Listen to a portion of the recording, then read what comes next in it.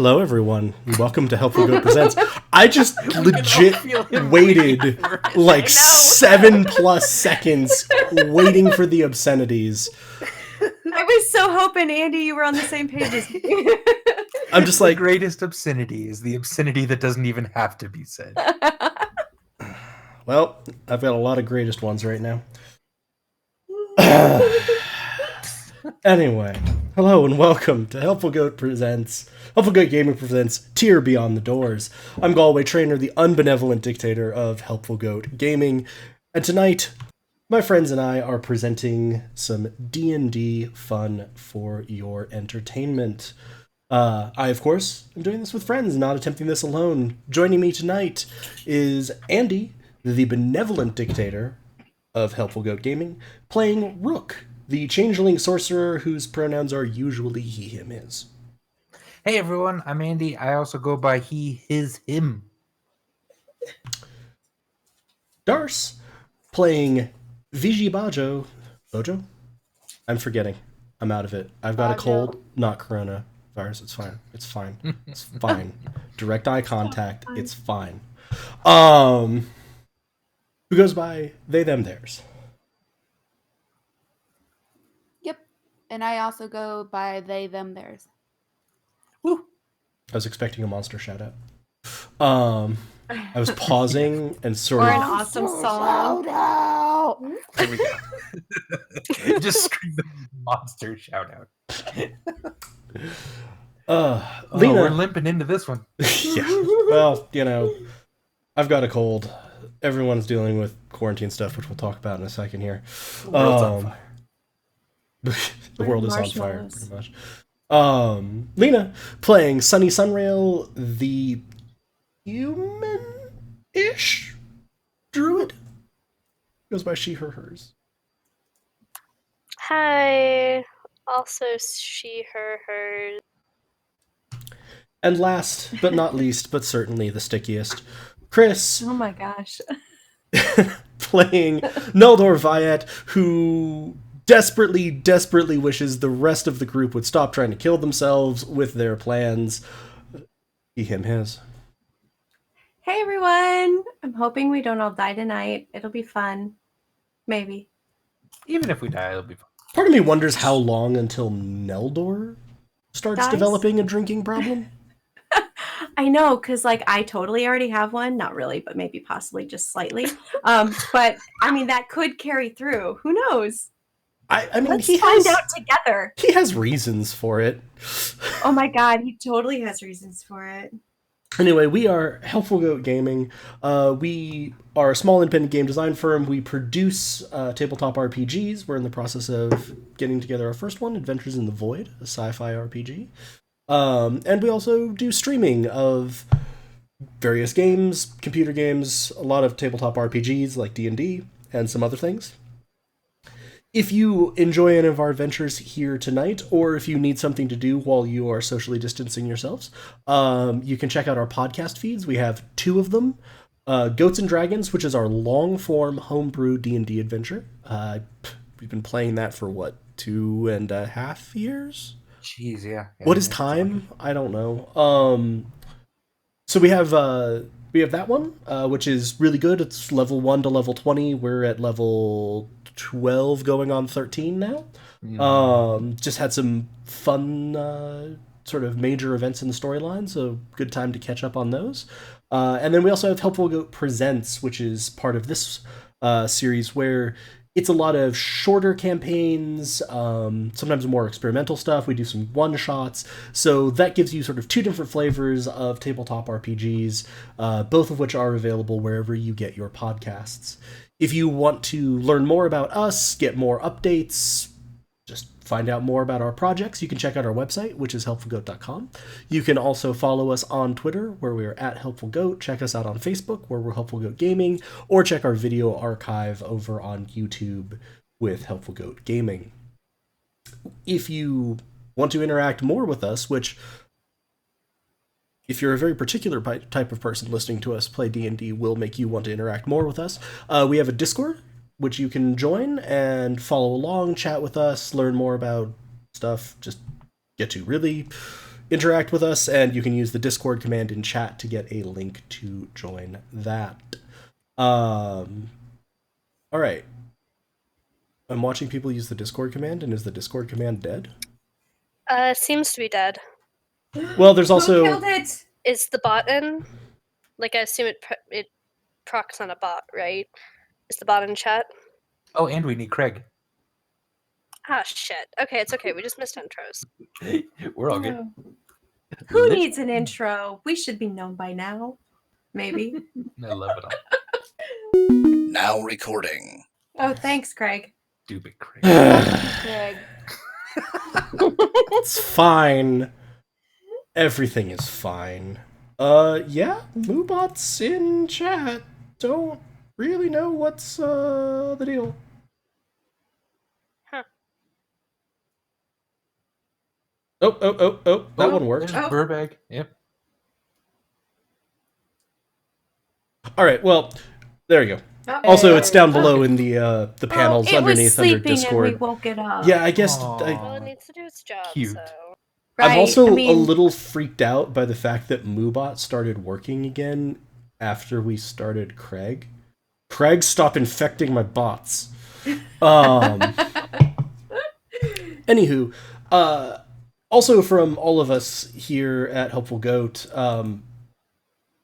we hope you're doing all right. Obviously, this is we're recording this. I don't know when this is going to go out on the podcast, but we're recording this on March 15th in the evening, U.S. time. It's kind of a weird time. It sounds like you're leaving one of those, like, voice records that people have in video games that they find of the people who died. So could you just, like... Yeah, I don't know. We're not gonna die. Okay, well, I want it to Fallout be known that 7. I like the word cornucopia and boobies. To whoever is You finding would. this, please know that Chris enjoys a cornucopia of boobies. Yay! That's a password later on in the level that you'll need to unlock a door.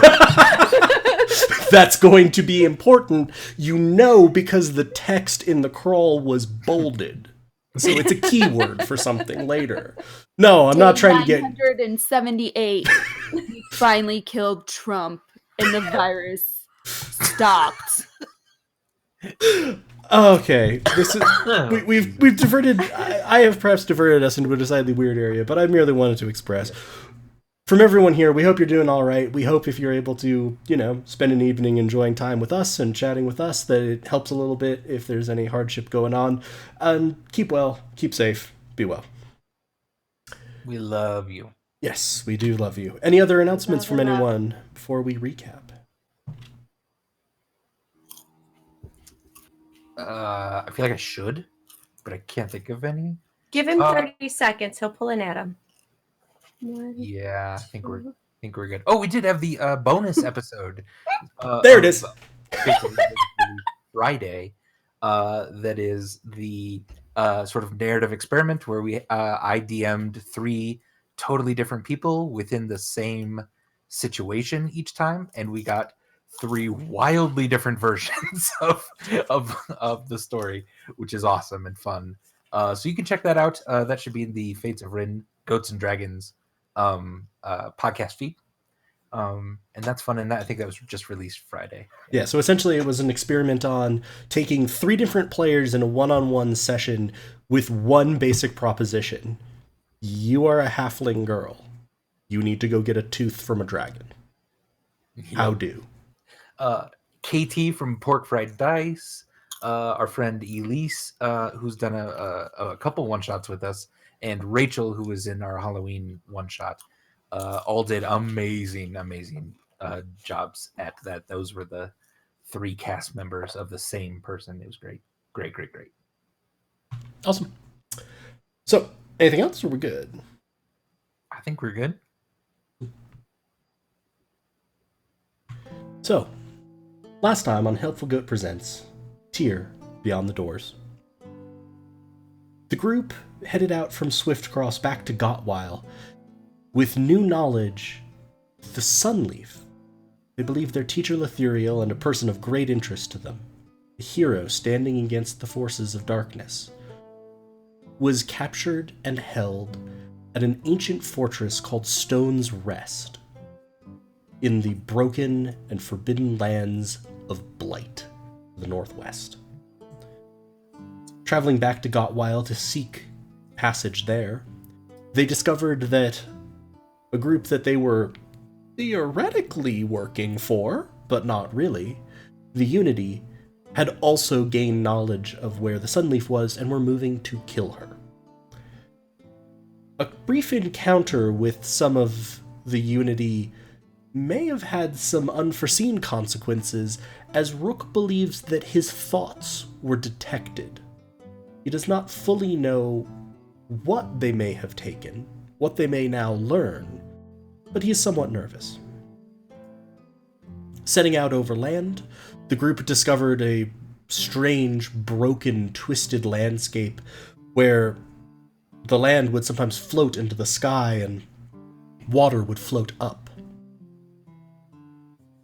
It was difficult going, though at one point they came across an abandoned camp of some kind, but then discovered it was not fully abandoned, for terrifying chimerae were inside munching on the former inhabitants. They dispatched them quickly and proceeded on their way again, though with a lingering question of who had been making camp in this place.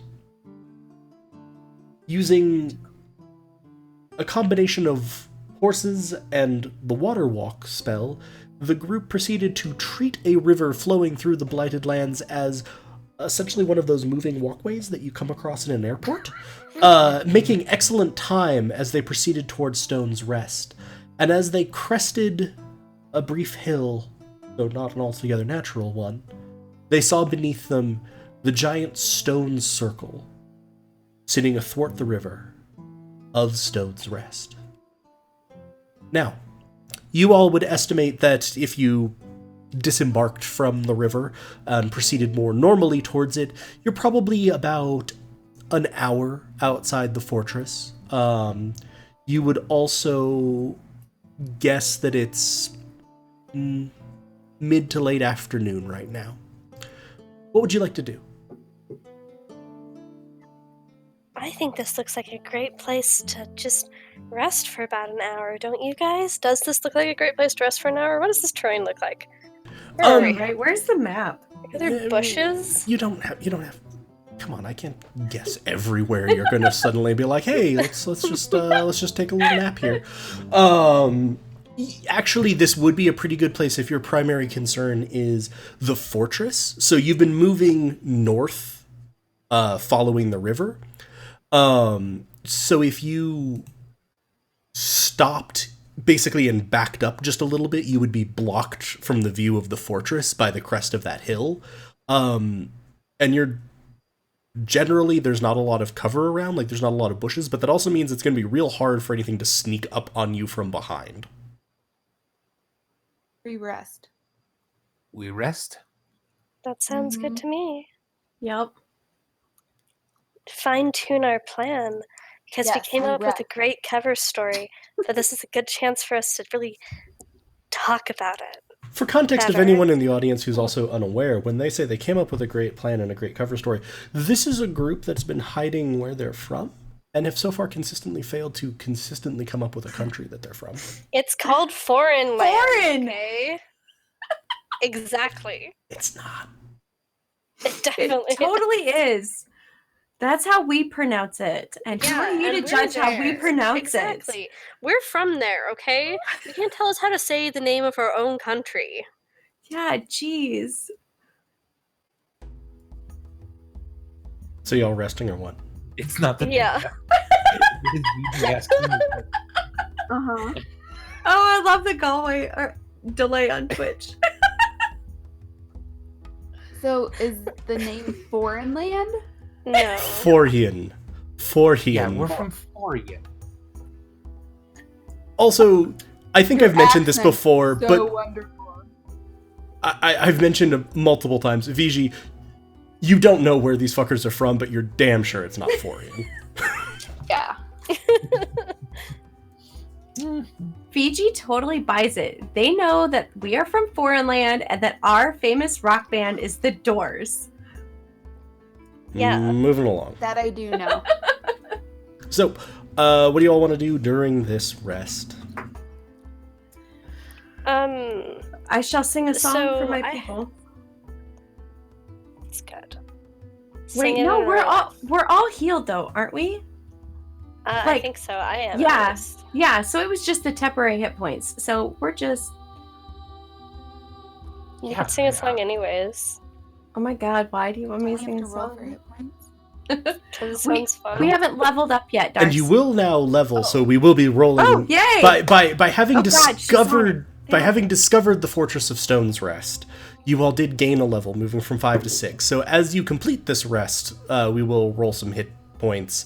You'll all gain access to your level 6 features, etc. But was there anything else you particularly want to be doing during the rest, like hit dice or anything else? Talk about our plan.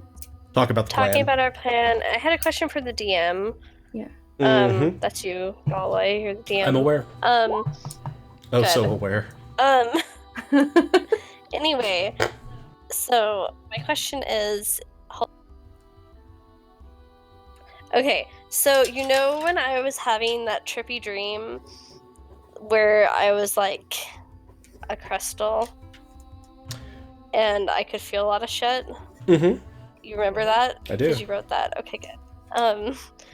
You know how far to the west I felt something strange, tumultuous, damaging chaos.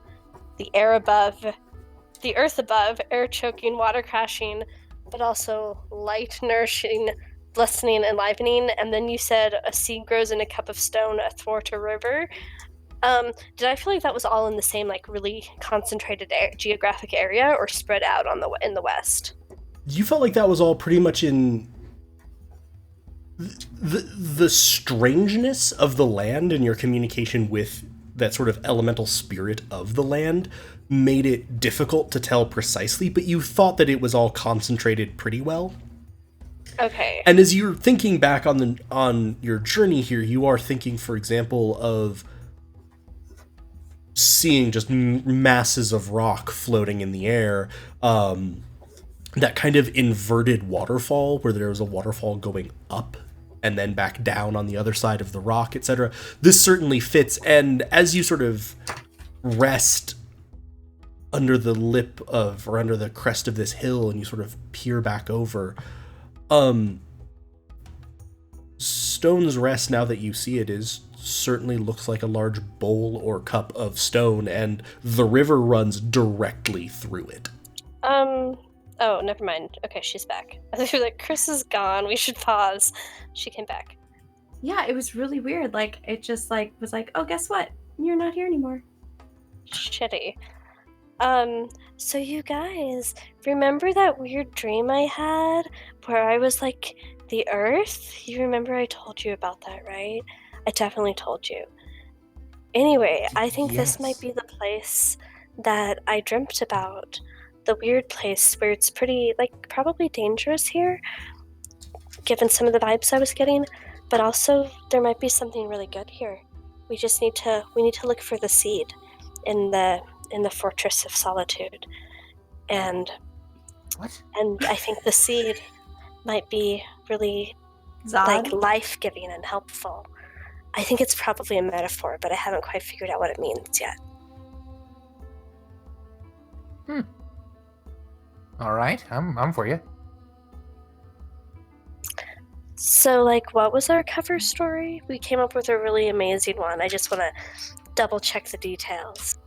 So I believe what we had decided was that we were going to try and play it off as in we had run across one of the guards, we'll say Pollock, and he figured we were the kind of people who were looking for some work.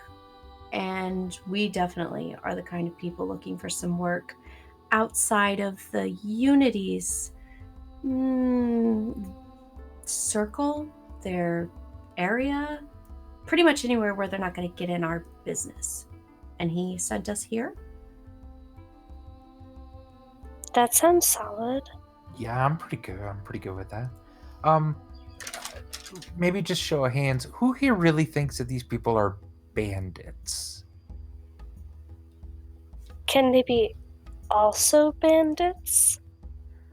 I mean, I'm just saying, like, the Unity is coming down hard on them. They were able to take, Ethereal. That doesn't seem just like normal bandits. So just kind of maybe keep that in mind as we're lying to these people. So what are you thinking, Yeah. Rook? Like they're more, I mean, obviously we know if they're connected to Big Purple Bone Daddy Right. that they're magical. But I mean, I you're- would guess, I would guess that our being anti-unity might come across a little bit better than just we need some work. right? So, Yeah. maybe we highlight that issue, but I think. Plus, we really don't like the Unity, so we wouldn't have to lie about that. Exactly. That's legit. We Very think they're true. assholes. Very true. Though everything about this really makes my skin crawl. There's too many. There's just too much that we don't know. But we also have absolutely no idea what their numbers are. So Yeah. we need to stay as close as possible without coming off as a threat when we Yeah. go up to the doors. Try to do this without fighting at all. Yeah, I'm cool with that. VG's got that cool umbrella thing that calms everyone down. Probably Yeah. helps. They do like to pull that out quite frequently. Maybe have that on reserve, VG. Okay. I just had a concern. If we think they're related to Purple Bone Daddy, what do we do if they do that little scanning for magic thing and realize, that at least 3 of us are pretty magical? Well, I mean, I don't know. Is that so bad? Worst case scenario, we get put with Ariel, find her, and I don't know. Yeah. We're at least an asset to them, perhaps. Perhaps. Or we learn more about what they're doing with people like that. I mean, unless we feel like our lives are in danger, I think we need to play it as safe as possible. Sure. That makes sense. All right, then. Let's rest up for a bit, and then to Hell's Mouth we go. Okay. No, that's later. Don't skip ahead. All right, very good. Oh, hey, Galway, does this area look like the fortress look like it would be more likely to have plant life or animal life? Yeah.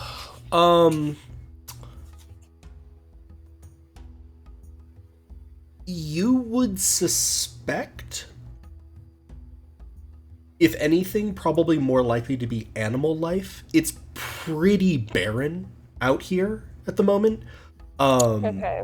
So, like, you haven't seen a bunch of plants. This is, as you've sort of moved into this area, the landscape is kind of settled into, not quite a desert, but pretty barren, pretty flat, pretty sort of baked ground. Yeah. Okay. Cool. All right. So with completing that rest, you have now accrued the benefits of level 6. You don't have the benefits, obviously, of a long rest yet. You get whatever you had back on a short rest, plus whatever else you had new. When we roll for your hit points right here, you'll add that number to your max and your current, but I think everyone's at full HP, so that doesn't really matter. Who wants to roll first? I can't. I always forget what I roll. I'll take yours. A D6. 5. Solid. Nice. Who wants next? I can go next. Okay. I'm at D8. Did you high roll? Wait. Wait. Oh, there were 2 dice. 2 people rolled. Okay. Sorry. No, that was totally fine. I was just looking at a 6 and then seeing And a then 3, seeing and I'm the like, 3. okay, Roll20's doing that thing where the dice and the results don't match anymore, so heads up, everybody. Same. Let's go with VG as your roll. Do you want to take that, or do you want to have me Yeah. roll mine? Okay, so you'll keep your 6. Sunny, do you want to keep your 3 or me to roll? No, I want you to roll yours. No, okay, you're getting a fuck you 3. too, game. Damn. Rude. At least it wasn't a 1 and a 1. And Neldor. And I'm a D8 as well. Ooh, you got the tough one. I know, that sucks. I'll keep it. Okay. Remember to add your con mods to those when you're adding up your HP. I think I've talked with everyone about the class features that they're getting and everything else, so we should be pretty good to go. Okay.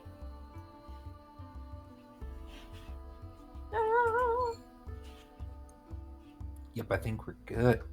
Okay. One last just sort of little set of reminders for anything else that we have in here, both for the audience and for you all. You had talked to in the city of Swiftcross. You discovered guards who had been working with these bandits out of this fortress for sort of a long time. They seem to have picked up activity recently.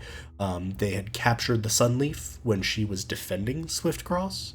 And took her here. They were pretty handsomely rewarded, and it seems like since that time the bandits have had a lot more cash.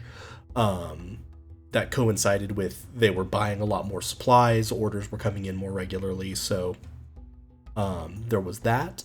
You also know from actually having talked to Vithrikin, one of the prominent members of the town, one of his friends, one of his lifelong friends, a half-elf named Dalin, had come here about 5 or 6 years ago when these attacks started coming from the forces of the figure called the Nightmaster, and didn't come back. And Vigi, particularly, you know that because Dalin had given his sigil of being in the Silent Prestige, your secret group, to Vithri. 1, he trusted Vithri implicitly, and 2, he didn't really expect to come back or necessarily survive the mission.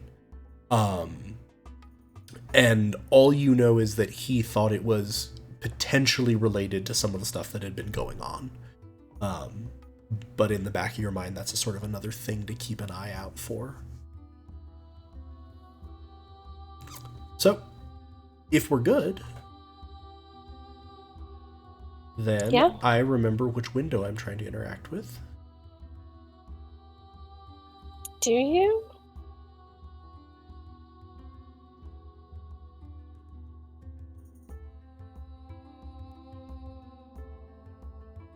Did that pull you all to it correctly? Yep. Nice. Yes. Thank you. So you sort of have made your way up and along this way.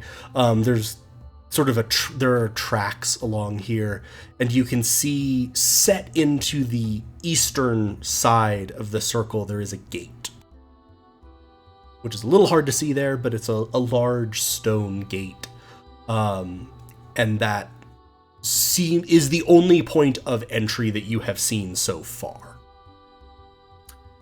I do not see anything. Does my token have sight? Probably not.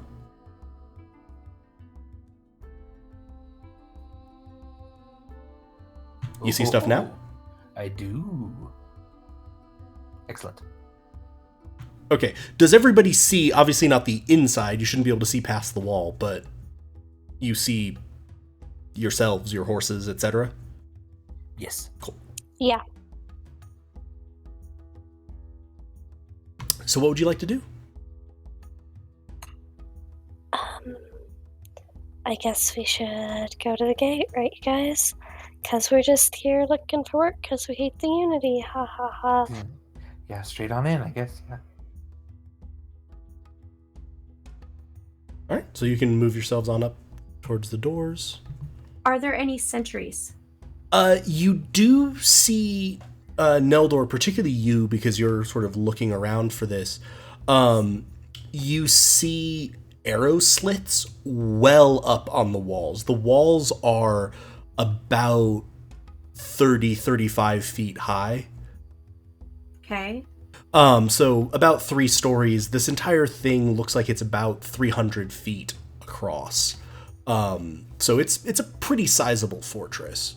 But there's nobody on the outside. You're not seeing of the anybody. gate on Yeah, the you're not ground. seeing anybody outside the gates. You're not seeing anybody obvious yet. Okay, you We totally also- just broke up on me. What did you say? You're not seeing anybody obvious, like standing around outside or anything. Gotcha.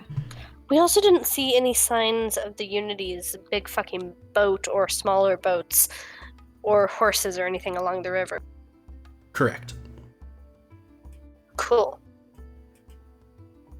Good. VG, you want to knock on the door? I guess. Knock, knock.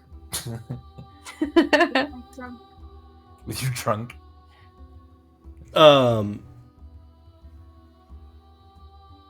There doesn't seem to be any response.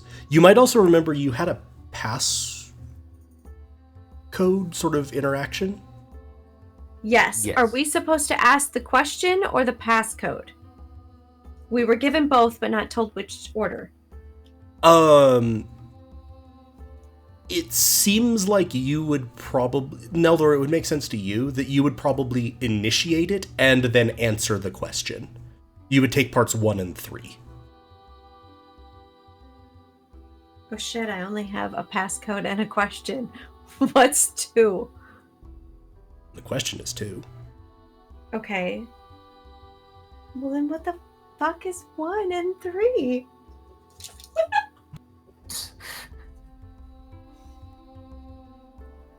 Do we still not hear anyone hold on. coming to the Okay. door? No one seems Alright. no one seems to be doing anything. You can make a perception check if you want. I will make a perception check if no one else wants to. Go for it, yeah. Okay.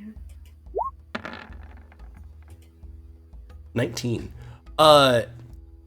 You do think you hear some figures shuffling, but well above, like more from the arrow slits up above you.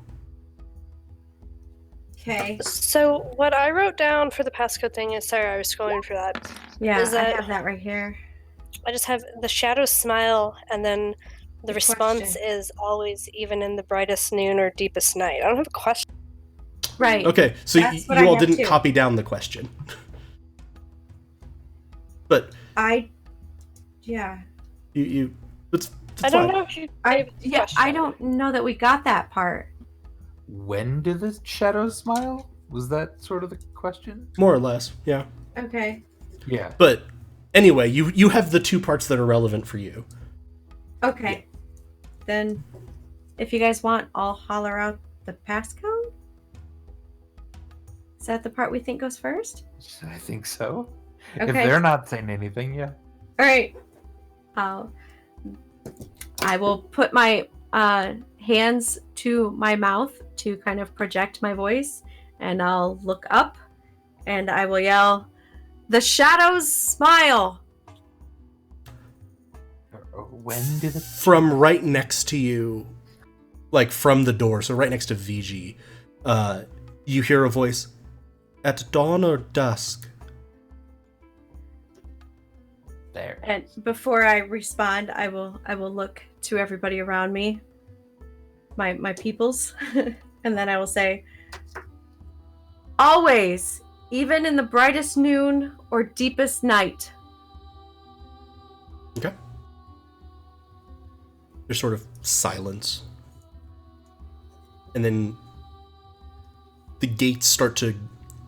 You see actually that this sort of... It looks like one massive door, but one side of it is recessing into the wall. It's like a sliding door moving sideways. And it moves over about 5 feet, just enough for you to sort of go through single file.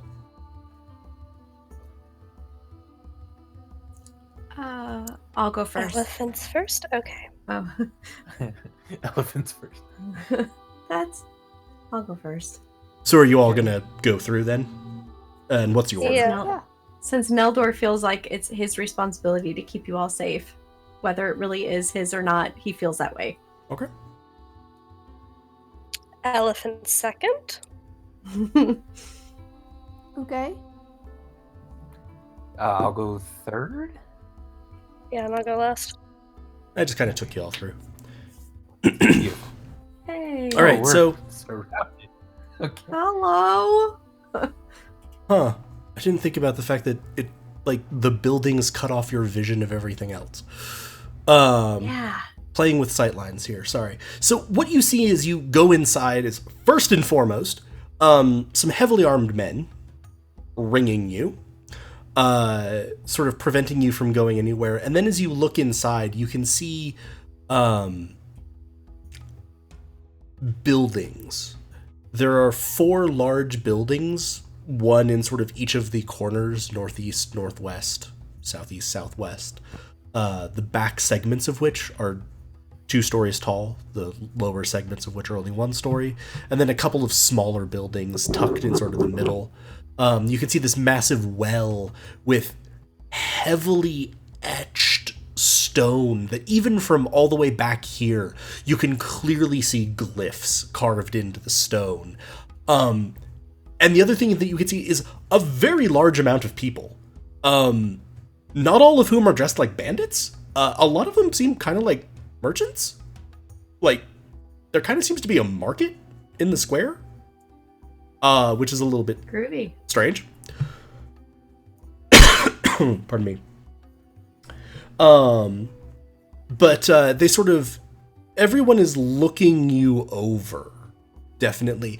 And for just a moment, could I get everyone to give me a perception check? Yes. I take it my high one from outside doesn't carry over. Nope. There it is. Oh, that's a crit miss for Rook. Oh yeah, And for Sunny. this one's better. I see everything. Neldor, got a 20. Got a couple fumbles and a 20 so far. We don't have to fight tonight, if that's how we're gonna roll. Just Solid. get all the bad rolls out right now. Vijay got a There you go. 14. All right, so we got a couple good, couple real bad. All right, I'm gonna try to resolve these in order, and I kind of have to think about what to do with 2 different fumbles.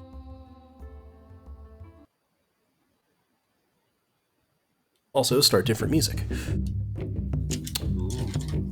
Fight music. So- It's just drums. Okay. Drums do not Drums. automatically equal fight.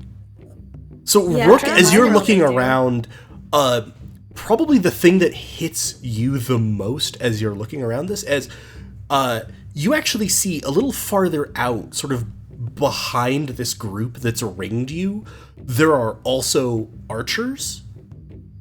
And what strikes your mind is the fact that all of these guards are really obvious. And now you're wondering how many guards are there that aren't obvious. This is Rook. Yeah, Rook. Yeah. So this is kind of tripping the paranoia in you a little bit. Oh, great. Neldor, you kind of have the same thing of you just scan down like, okay, there's archers over there, there's a group here. You also are kind of, how should I say this? You're somewhat impressed because they clearly understand how to tactically control people coming into their space. Nice. Like, from your perspective, this is by the fucking book. One at a Okay, so- time, you came in, Nice. you're very controlled, they have all the kill angles on you, but you're kind of just doing that normally. And with that 20, you almost feel something else because you're kind of thinking about, as you went through that crack, you were kind of thinking about, like, All right, here's the next page in the story. Let's hope it's not a bloodstained one. And something that has been bouncing around in your mind suddenly became a little bit clearer. The swords that you carry on your waist, yours and Ariel's, that have that sort of, they have their magic, the normal magic, and you're used to that, and then they have that corrupted energy in them. Yeah. And that corrupted energy felt a lot like the sort of purple bone daddy. So it seems like it's related to the cataclysm in some way. And if you picture that as being a point along sort of a spectrum or a continuum, this place isn't like right next to it, but it's a related feeling. Like the feeling in the air is kind of related to that. It's not normal magic. You're not going to say, you wouldn't say it's the cataclysm, but it's something more like that. Does it make me feel at ease or at like on guard? I'm not going to be able to answer that, but all I can do is I can give you the other piece of information. Okay. And because of that, so again, if you picture kind of like over here is bad purple corrupting energy, and now where you are is kind of in this middle stage of it's not that, but it's clearly related. Something else is slotted into place. If you moved over a little more, continuing sort of further on from that purple energy, you've felt a magic that feels like that before. That's the feeling that you get every time you touch the pages in the book in your dreams. Oh, lovely. Sunny, this place freaks you out a little bit because as soon as you step through the walls, you feel entirely cut off from nature. There is something here that is blocking the energy that you even felt right outside. And Viji, with that 14, you notice all of the guards. This is almost perception bleeding into insight, but you also notice they do not seem extremely tense, if that makes sense. Like, this seems normal-ish to them. You actually feel pretty good that you got the passphrase right and all of that. They don't look like they're about to shoot you. And for example, the archers in the back, they have their bows out, but it's not like they're stretched taut with arrows aimed at you or anything. They're just watching you. Okay, and did I do the little password thing? Oh, it was Neldor had done it for you all. You're pretty sure that the door wouldn't have opened if you hadn't. So as they sort of, this group looks at you, they'll sort of nod back the line.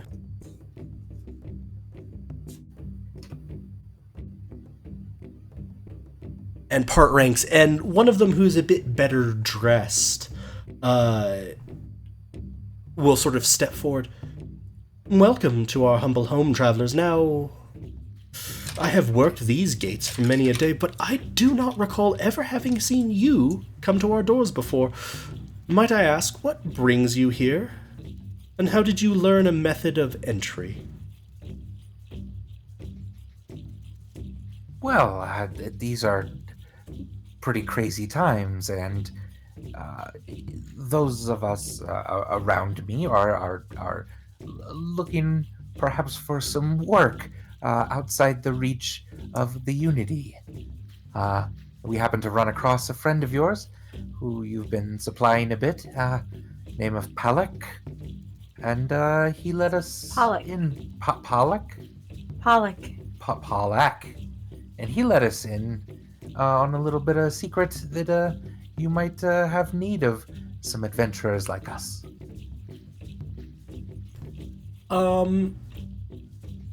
Give me Rook. Yes, Rook, Aye. not Neldor. Got it. So far. It's gonna fail eventually. I know it is. But give me a persuasion and a deception roll. Okay. Persuasion.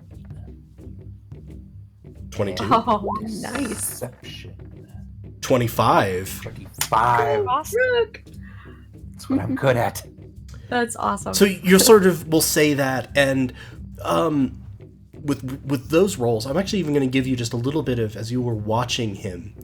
The man was like smiling very politely at you, but it didn't take any particular attention to know that he was ready to do and order violence. And as you sort of went through it, you were discussing like, well, we wanted to be away from the Unity. You can see that kind of was like, all right, fair. Looking for work, okay, that makes sense.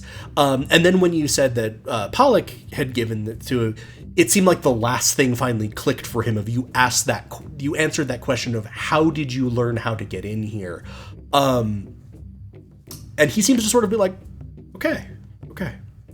And he'll sort of nod at you and smile. He's like, I am Ryle Farland. I handle meeting with newcomers to Stone's Rest.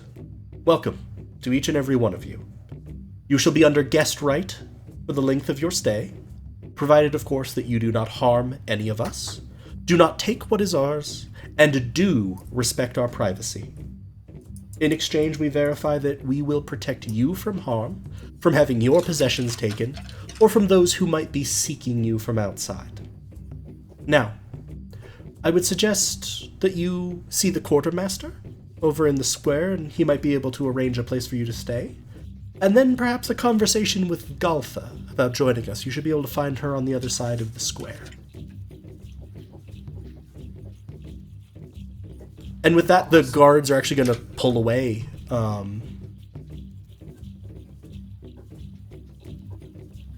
Did we still have our horses? Did we leave those outside, or? No, you brought him inside. He'll also indicate to you that there's a small stabling area that the quartermaster should be able to handle for you. Great. Frankly, I just didn't want to then be manipulating a set of horses. Sorry, what was this guy's name again? I totally passed by it. Farland. Barland? Farland? Not quite. Farland? Farland? Farland. Ryle Farland. He is a half-elf man. Stands about 5'10", and Rook, you were interacting with him the most, so you would have noticed that he has mismatched eyes. Ah.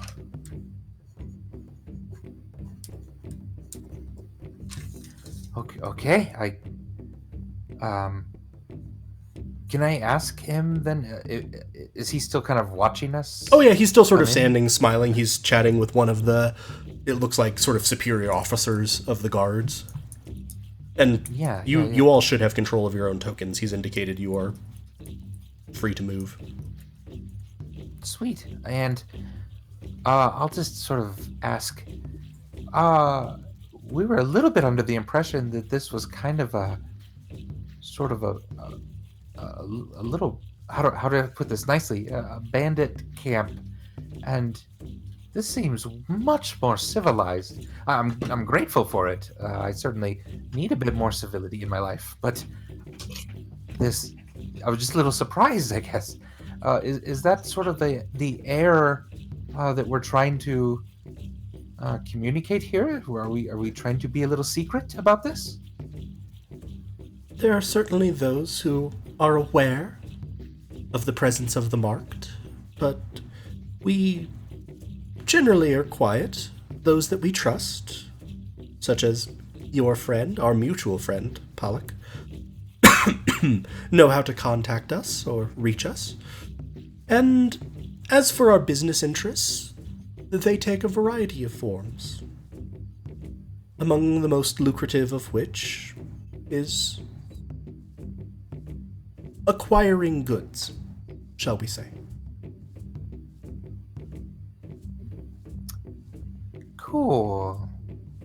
Okay, we'll just go see the quartermaster then, I guess. Excellent. You guys, Oh, let me- I'm gonna message this in everyone's heads. Yeah. You guys, should we tell them that the Unity is coming to attack, or just kind of let that play out?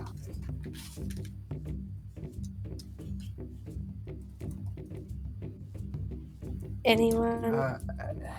That's hard. I don't exactly know because he just in your head again. This is me replying. He said a couple things that make me all of a sudden very nervous. One, that Palak can communicate somehow with them. And I don't love that's maybe us just getting in so easily here is partly because they've been told we're coming, and two, that they are acquiring goods or items, and we're bringing like 5 or 4 pretty severe magic items into this place. That's Are we true. just? I mean, is this all set up? Are we just doing their job for us, or? Yeah, maybe we should just wait and see what happens. Because maybe if we need to leave, maybe we can escape when the Unity's attack. Okay. And also, where was the quartermaster? He indicated it was the building to your. Yeah, I'm sorry that the light is quite so restrictive because I didn't want you all to see the insides of the buildings. All good. Actually, just a second. Was it this one? That. This one to the This- southwest, but give me just 1 second, actually. Gotcha.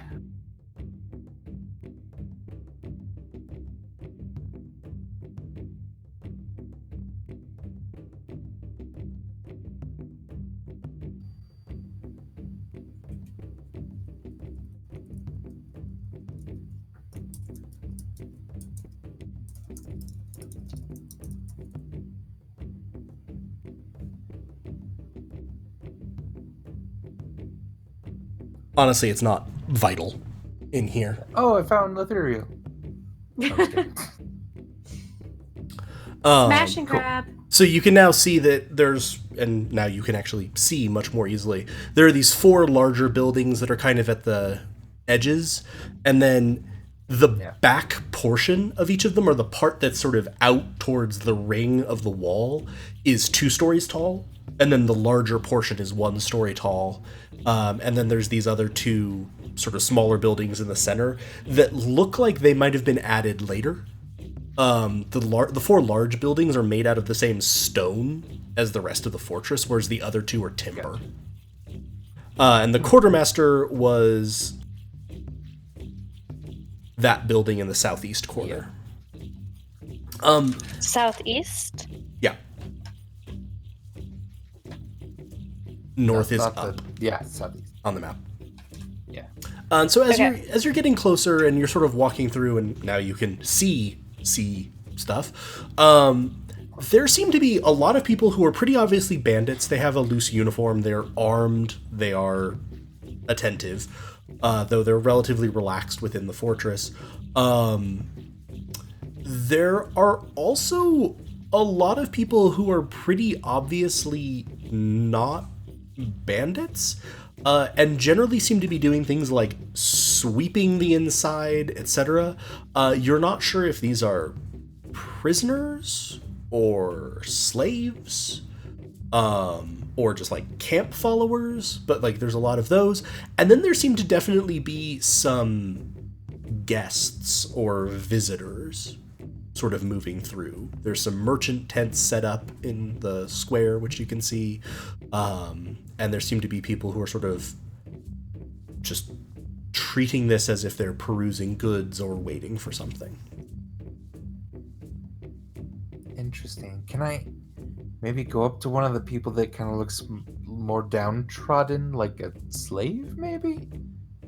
And You certainly can go up to them, yeah. They don't look... Sure. They don't necessarily look horribly downtrodden, but they are more roughly clothed. They are generally doing some menial labor.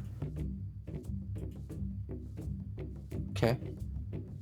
I'll just kind of nod at him and say, "Hey, thanks for all the good work." They'll bow deeply. Of course, of course.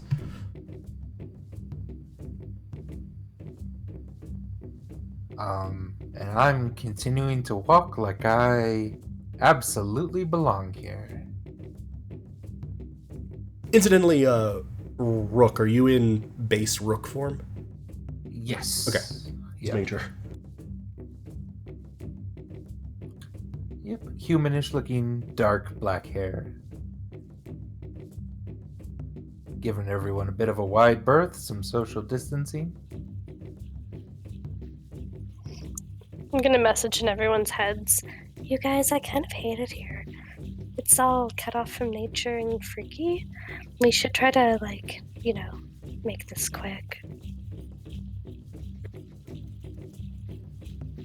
Yeah. So, do we really need? I mean, want to see the quartermaster here, or? I guess just in case we can't make it quick, I mean, probably it'd be yeah. good to get rooms. Okay. I say sure. Say sure. Okay. I'll go up to the door then. Do I look like there's anyone barring entry here, or can I just kind of walk in? No, he's definitely not barring entry. That one dude is just guarding. It looks like all the entrances are guarded, but not in the sense of preventing entry, just generally keeping an eye on things. Yeah. All right, I'll kind of nod to him and how do I put this? I want to do something kind of slightly memorable that he looks at my face, just kind of like I just kind of like tap my nose and like point at my eyes and then your eyes and just kind of nod and smile at him. How you doing, sir? Doing all right. Here for the quartermaster. Aye. Inside, through the second door to the left. Thank you very much. And I'll hop on in. All right. As you're Neldor hopping in, and, is you guys following or? I was gonna say, Sunny's hanging clearly out in following the you. square? Are other people doing other things? Are Yeah. you doing something else or were you following us? Following. Following, if you can hear me, because Discord's being a dick. Yeah, it's all good. Discord is fun.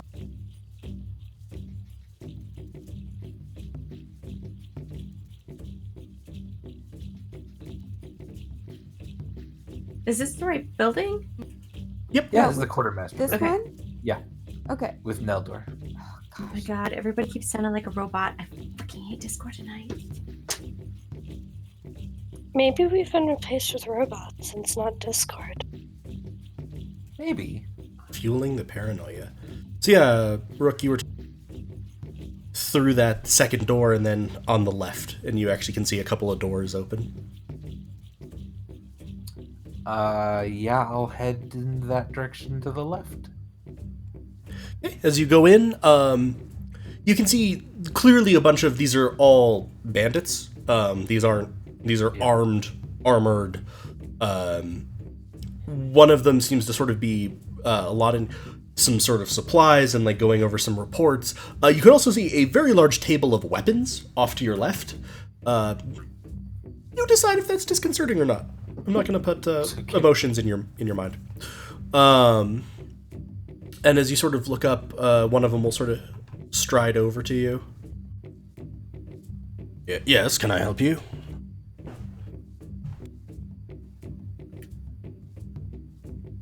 We were sent by Ryle Farland to talk to the quartermaster.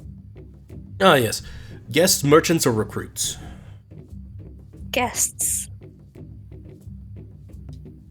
Alright. And you'll be needing 2 rooms, it looks like. No, those are... Sure, 2 is fine, yeah. With 2, I'll have to put you 2 to a bed, but I have 3 open. Yeah. If you go down to the southern building, there should be 3 rooms available for you. Here, and he's gonna hand you a little, sort of a chit. He's like, just give that to the personnel there, and they should see you into the open rooms. So your guests then, what is the purpose of your visit? Oh, looking for a bit of work. Trying to scope the place out. Oh, Trying to stay away from the Unity, that's for certain. recruits You know then. what? I think the glaives this year are quite nice. I really like the new models. He's gonna sort of nod at you. That's good. Yes. Recruits then. Yes, I assume Ryle told you to speak to Galtha. She's on the other side of the square at the moment. Yeah. Excellent, thanks. Can I do a quick perusal of the arms table here? Do I see anything crazy, out of the ordinary, odd? You're looking at Funny. like their physical forms, or are you looking for magic? Yeah, I'm mostly looking for, is this a bunch of normal weapons, or is this like ornate, possibly magical items that they're taking from people? And Okay, give me a perception check. cool. Cool. Everything's fine.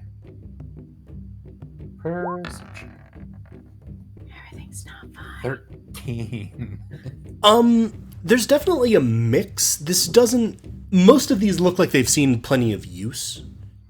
And given that this is the quartermaster, you can also see as you look on the table, a chunk of them have been sort of separated off to the side. And as you're sort of walking along, have tags on them of for assignment. So it looks like this is just weapons being partitioned out. All right. Nothing obviously out of the ordinary that would make you think there's anything magical. Certainly not in the way that, for example, Neldor's blades look obviously unusual. Sure. Good. Oh, good. I'm glad we look obviously unusual. Wait, are my blades like? Well, no. obvious? If they're out of They're, this, like, out they're of the scabbard. Right, I was gonna say Yeah. they're sheathed. Yeah. I was okay. gonna say one of your blades is Rookies. like twisted and blackened. The other one is partially see-through. If you draw them, Right. they're obviously pretty magical. But no, Yeah. I didn't mean like right now they were obvious. I just meant that Okay. these aren't weapons in scabbards or anything. They're mostly just blades, and it looks like they're sort of normal blades and maybe being appraised for whether they're good to put back into use or need to be sent for repairs. Sweet. I'm really like thinking I need to find a bag of holding right now. Hide that shit. All right. Okay. So maybe we go get our rooms. Yeah, do and you- then go talk is to it- Galfa. Yeah. So I'll head on out. Okay. Is everybody going with Rook? Yeah. I believe. Yes, I'm trying to move my goddamn thing. There we go. I If it nodded doesn't the. move, just assume I'm with you. Okay. I nodded the bandit guy here again and trying to make a connection. He'll sort of smile and nod at you. All right. And then maybe head on down to the where I think Gelfa is. Well, and these are the Slip on. rooms. Galtha was sort of, you were told, Oh, yeah, over elsewhere. Over on the other side. Yeah. Yeah. All right. So I'll barge in and say the quartermaster just gave us this little chit.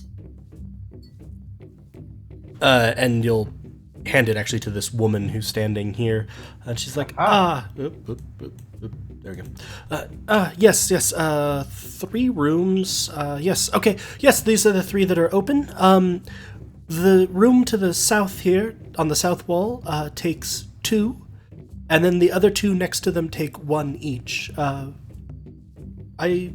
Where would each of you like to be? Why is there someone like standing in the rooms that we're gonna be in? They people in them they right appear to now. be cleaning them. It's a hostel. Okay. A hostel. Well. I think me and Neldor, we've been rooming together, and VG and Sunny together? Or That works. It's 2 singles and a double, basically. Yes. What were you saying? You were saying We're staying together. Me Yes. and Meldor and VG and Sunny. Yes. Okay. So, I'm asking you. Rook, Oh. are you Little Spoon or Big Spoon? Traditionally Little Spoon. Sunny, are Works you for going me. or staying? Going where? I thought you said. Are you going to stay with Sunny in her room? Okay, I thought you said, is Sunny leaving? And then VG, Oh, VG, no. VG. And I was No. like, I thought she was staying in her room. Okay, go ahead. So, the way that you have, I choose to interpret, I've gotten a little confused of what you were saying, and I suspect she has as well, is that Discord. Neldor and Rook are in this southern room, which has 2 beds, and then Vigi and Sunny are each in a room that have 1 bed each. Yes. I have positioned you in the rooms, essentially at random. Great. But yeah, so Yeah, that seems okay. to be sorted. The woman will sort of nod to you all as she shows you to the rooms and is like, yes, there.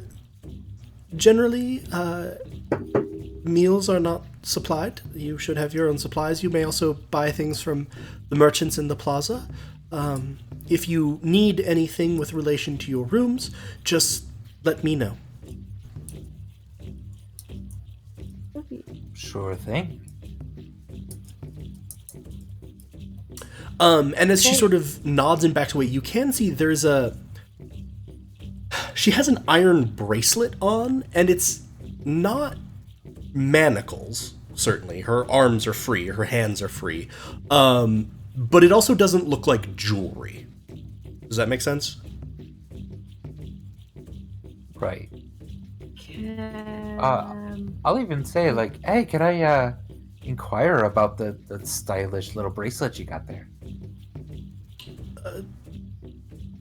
All of the left behind here wear one of these. It identifies when we were taken and what inquiries were made as to ransom. I'm sorry, the left behind? What? Yes. We're new here. We don't yes, exactly of course. know how everything works, if you wouldn't mind. Most visitors don't take an interest. The working staff here are generally hostages who were taken and whose ransoms haven't been paid. We are the left behind. I see. Oh, That's a huge bummer. Yes, it was If saddening that no one felt the need to pay for my freedom, but at the very least we are generally treated well enough here. We do our work and we are, in exchange, are provided with living space and supplies. Do you have a, like, is there somebody you directly, report to? Yes, the quartermaster at the highest level is responsible for us, though I generally also report to one of the sort of lieutenants for any daily chores. I personally no longer do as much because I'm in charge of the guest quarters here. So, why were you taken?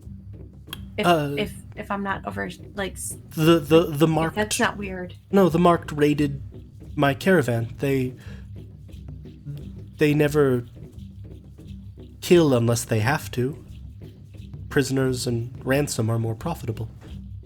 Except in my case. And the cases of many of the others. How many left behind are there?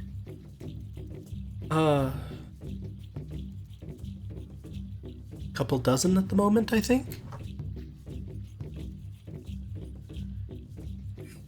So a pretty decent chunk of the people in this fortress, right? Because there's got to be, what, only like 50 people here? Oh, no. The marked number over 100 easily. Just real quick, out of curiosity, as we've stated, we're new here and still kind of learning the lay of the land. When you say the marked, The bandits.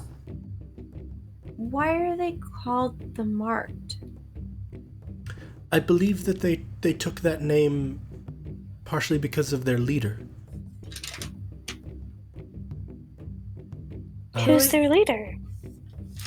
Maro Davrapar. I have never laid eyes on him, but I've heard that he has very intricate markings. I assume by that they mean tattoos, but I have never seen him myself.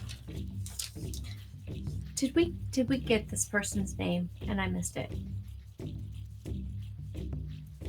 I don't know. Okay, all right. Always, did we? Then Mara. then Neldor would like to. I'm actually, giving like- you Okay, that right. based on Ah. you can. No, I mean the person we're talking to. Oh no! You have not gotten her name. Okay, then Neldor will reach. Neldor would like to reach out his hand and introduce himself as Neldor. Hi, I'm Neldor. Pleasure to meet you, Neldor. I am Lydia. Lydia. You said you and the rest of the Left Behind are treated fairly here, yes? Oh yes, generally the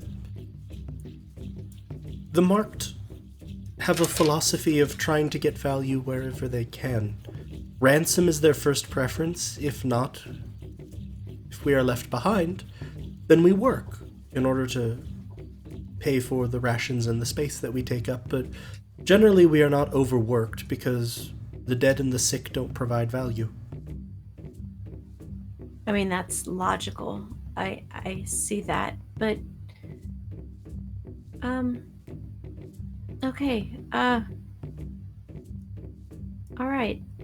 Well, it was a pleasure, Lydia. Indeed, if there's anything you need, just let me know. Thank you. We will.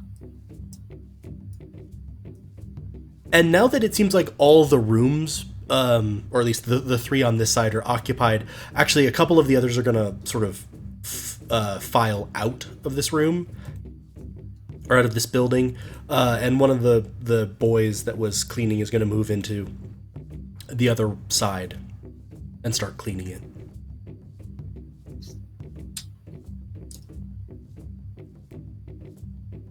Okay. I want to... And Lydia will go over and help with that. I'm gonna... Shoot. Can I step out to where Sunny can see me? Wait, are we, like, congregated, or we are as we are on the map? I think we were probably congregated. You're probably all Okay. filing back into the center. I put you there mainly so you could see which rooms were yours. But they're all simple, Gotcha. clean, basically furnished rooms. Okay. And yeah, but you can be back sort of in this center area. Right. I want to look at Sunny and do, I can't remember what it was, our motion that we were going to talk in our heads, but whatever that was, I want to do that. Tapping your Okay. lips, Yes. I believe. My lips. Yes. Okay, so I'll message you. What's up? So, okay, now I feel a responsibility to save all these left behinds. I agree. We should definitely save them. I mean, Uh, she said that they're treated fairly, but they're slaves, right? it sounds like it. It sounds like they're slaves who are given, like, room and board, and presumably not beaten. But, I mean, I don't think they're paid, and I don't think they're here because they want to be. So, I mean, I feel like we need to be careful. Like, possibly they may be slaves who are loyal and might tell if they overheard us talking. So maybe when we're together discussing this, we should all talk like this. Yes? I think that's a good idea. Ruck and BG, do you guys want to save them too? I do, certainly. VG, Yes. you up for that? Yes. So I'll start making a to-do list for here too. Fantastic. One, find Letherial. 2, save the left. So then I guess the next question is, did we feel like there was a immediacy put on to go meet Galtha about work, or do we feel like we could kind of like learn the lay of the land?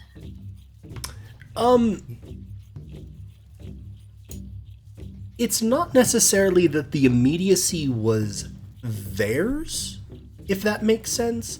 It is more that it would only make sense to them that you would be moving immediately.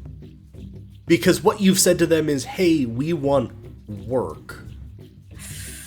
Gotcha. And Galtha is the person... I would put it this way. You don't think that there is any necessary reason to think that they just let anyone join them at random. So it would probably make sense that they would think, oh yeah, you're gonna go talk to Galtha quickly if she's in charge of recruitment and presumably you would think some kind of evaluation. Gotcha. So it's not that anyone's like, well, they haven't gone and talked to her inside the first 10 minutes, but it would be a little weird probably if you hadn't gone and tried to seek her out today. Okay. All right, now back to just my little one-on-one with Sunny so that she could share with the rest of the group. Okay, now I feel like we're in a pickle. The other team that the Unity sent should be hitting here soon. I'm afraid that it's going to seem rather convenient that we got here right before they hit. How I kind of feel bad ratting out people we really don't know, but we're kind of dicks. But I kind of feel like maybe we should say something to earn trust. I think that would make a lot of sense. I mean, we have a pretty clear-cut reason why we would know, right? Right. We talked to Pollock in whatever that town was. We went up to that other town on our way here, and we saw them leaving, and they did that whole weird proclamation thing in the town square. Like, all of that's true. Exactly. So, yeah. So maybe we should tell this Galtha lady that? I mean, is that like... I mean, we don't like those guys, right? Well, that's definitely true. We don't. no, Wait, they're I'm assholes. not on this call. No, yeah. I think this is like all of us talking in the... Yeah, in like our poor brains, right? Sunny is like bouncing back and forth Yeah, between everybody. He's not narrating that. So just It takes too to, long. yeah, I was gonna say just for clarity to anyone who's listening, basically what's happening is I mentioned that Sunny is a human ? Not human, has the ability to convey telepathic messages to people, but it's only sort of at one at a time. In order to facilitate this not taking 15 minutes for every, hey, should we go here? Yes, yes, yes. We just sort of treat it as a party line, if you will, instead of a bunch of calls made in sequence. But in reality, that is what is happening, is that Sunny is sort of told something, Sunny relays it to everyone else, etc. Perfect. So then that's what we'll do at the moment. We don't like those guys. Those guys are kind of dicks. They're serious assholes. Right. And I kind of feel like if we have any chance of finding Letheria, that we need to stick around for a little while. Chris, you just broke up really bad for me. Did she break up really bad for anyone else? No. Okay, I that was say just we me. fight him. Cool. BG, wow, you're the pacifist usually. You want to fight them? Mm-hmm. I'm digging this new persona. Yeah, but VG, I'm worried. There's a lot of collateral damage here all of a sudden. Yeah. So another I wasn't possible, expecting slaves. Yeah, another possible thing here is, I mean, maybe we really get involved on the servant side here. If they certainly are probably more easily allowed to trust us. That would be fine too. I just thought I might throw out fighting them. It's a very real possibility. When you say them, I'm just curious. Are you meaning the forces of the Unity that you believe are coming here and you would, if they traveled normally, you would guess would be maybe a day behind you? Or do you mean the entirety of the Fortress of Stone's Rest? The entirety. Everyone. Cool. Cool. You just mean fighting the marked. I just wanted to make sure. But I say that we go with the servants. Well, I'm just saying we could do Nelder's sort of plan, or we could not do Gelfa at all and talk to the servants and try to find out where our friend is and make this as covert as possible. And maybe the fact that we're never here would be not a bad thing, kind of thing, you know? So Neldor kind of believes that based on my initial assessment as we came in, that we're being tagged and that possibly our reaction time might be documented. That is very security speak, and Neldor knows it. Okay, yeah. Yeah, okay. Yeah, I mean, if we're gonna talk to Gelfa, it would probably be best to. Yeah, I mean, it wouldn't be good for anyone if Unity actually gets in, surprises everyone, and just murders. So Especially because didn't you say they were skimming on your brain a little there, Rook? Like, yeah, if they get in, they might be able to fuck with our shit some. Although we can just say they're lying liars who lie, but I don't know if people believe us. true. Yeah, I'm on board. I'm on You board. would also maybe say that even without the brain skimming, anyone who's coming in from the Unity would know you as, from their perspective, leaving aside the brain skimming, you're people working for the Unity. Oh, it's true. Maybe With brain maybe skimming, we don't just shrug? maybe we don't just need to make sure they know they're coming.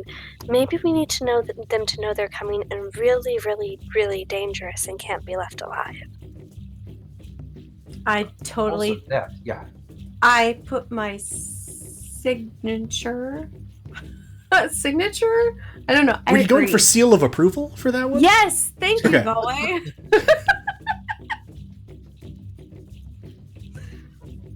My brain Okay, was like, kill, kill, kill, and I wasn't there. Okay, so we'll go find Goltha. Yeah, real quick, maybe if I could just talk to Lydia real quick again.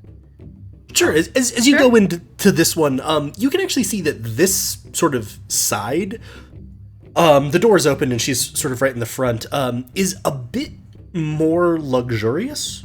This is kind of a sitting room. And then as the sort of younger boy comes out, having been cleaning,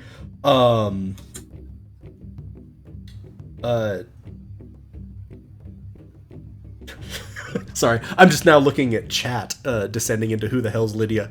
A servant. Is the answer. Who's Lydia? A servant. And nice person. You can actually see in that the sort of bedroom down there, the bed partially blocks the door. It looks like this massive bed has just been sort of wedged into this small end room. And it's very luxurious, like very lots of blankets, etc. So, you know, your beds are perfectly nice. They're just functional beds. Aye. This shit appears luxury. Okay. But yeah, as you come in, Lydia will be like, yes, is there anything I can help you with? Wait, Lydia's room is luxury? No. This is the room she's cleaning? The This one is the room she's she's cleaning. cleaning. Okay. Hey, Lydia, I'm sorry to bother you. I just enjoy our conversations. You're just so nice, and there's not a lot of happy faces around here. As you all make a comment in chat is commenting on Skyrim, and I am tempted to have her exasperatedly sigh that she is sworn to carry your burdens. Carrying on.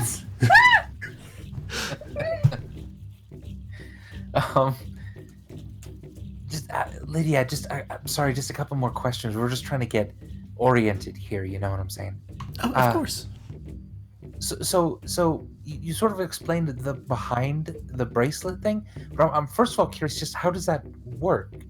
Like, is that track you, or does it hurt you at all, or anything, or how can you remove it? Just curious. It's just a bracelet. She'll sort of turn her wrist and show that it has a series of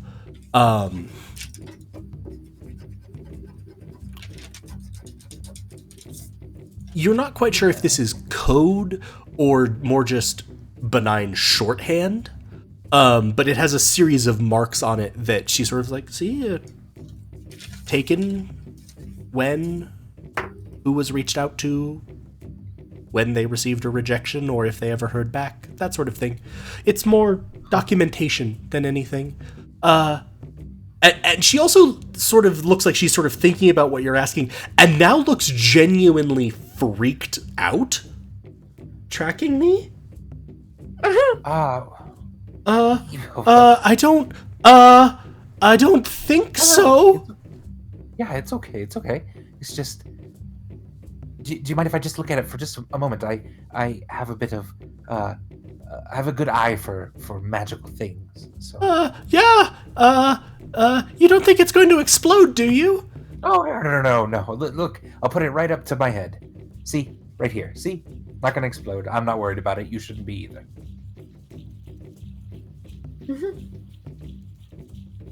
And then I'd like to look at it, see if I see any like magical runes or anything sort of.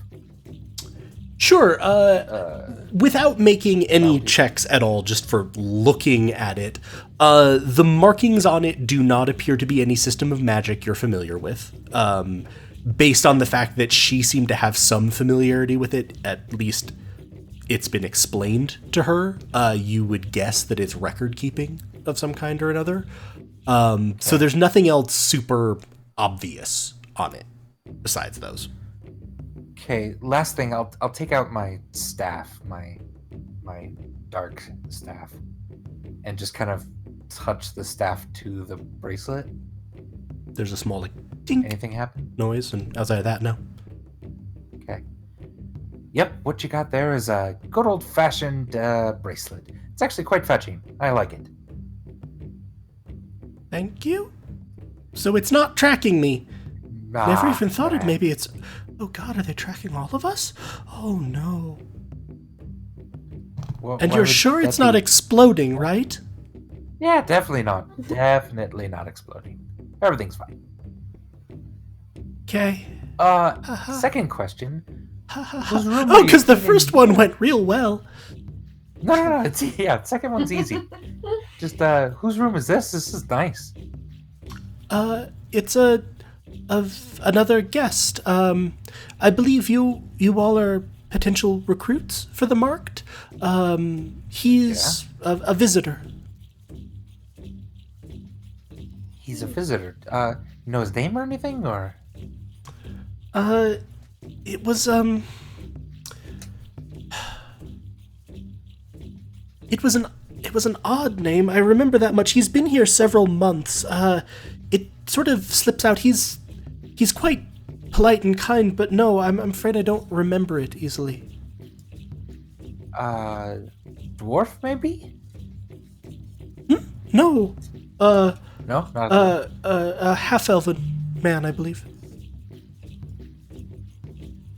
VG or any other people? Do we know that half-elven man? Okay, so Sunny's not saying this, but Dallin was a half elf, right? Yeah. Correct. But he left like 5 years ago or something to come Also here. correct. Right. Yeah. Okay. So he must have gotten really lost if it's him. Theoretically. Or time is fuckery. Which is, you never know. I mean, it certainly is, right? That's sort of what this whole campaign has been based on. This Right? Initial time fuckery, yeah. Okay.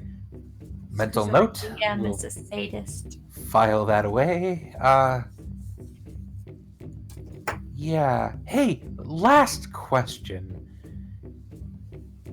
Are there others here, maybe being kept that aren't actually servants but being held somewhere? Or is is that all you know is just people being kept here just happen to be servants? I one hears rumors, of course, but Ooh, I what kind have of rumors, never Lydia? Dish. I have never seen them personally. Several couple months ago, perhaps, things became far more profitable here. We were told we were all reassigned temporarily to the kitchens to prepare food for someone or someones. I don't know. I don't know what happened to that food. It was handled entirely by the marked. Huh, okay. Lydia, you have been amazing. Thank you so much. We're out of here before this person comes in. So as you sort of turn around, you will see a half-elven man, you would guess, though his ears are somewhat pointier than most half-elves, more like an elf, but he's built much more like a half-elf, so it's a little confusing. Clean-shaved head, has sort of a white, wispy beard, though he doesn't appear to be particularly old. Come in wearing robes. And he'll sort of look at you. Hello. Hello there. Does this look like Dallin was described to us? No, this doesn't have the sort of darker brown skin at all. His skin is quite pale. Okay. He's quite a bit shorter than Dallin was. I believe Dallin was described as around 6 feet tall. He's probably closer to 5'6". Yeah, no. You unless Dallin has changed significantly in appearance or has the ability to disguise his appearance, which based on what you know about Like Rook. the Silent Prestige also wouldn't be impossible. This isn't Dallin. Does this look like Letheriel's husband, who is not a half elf, but maybe? No. Okay. You have not seen this person before, so far as you are aware. Okay. He sort of smiles politely at all of you. New visitors, I see. New recruits. Does he have that bracelet that Lydia has on? No. Gotcha. Recruits. And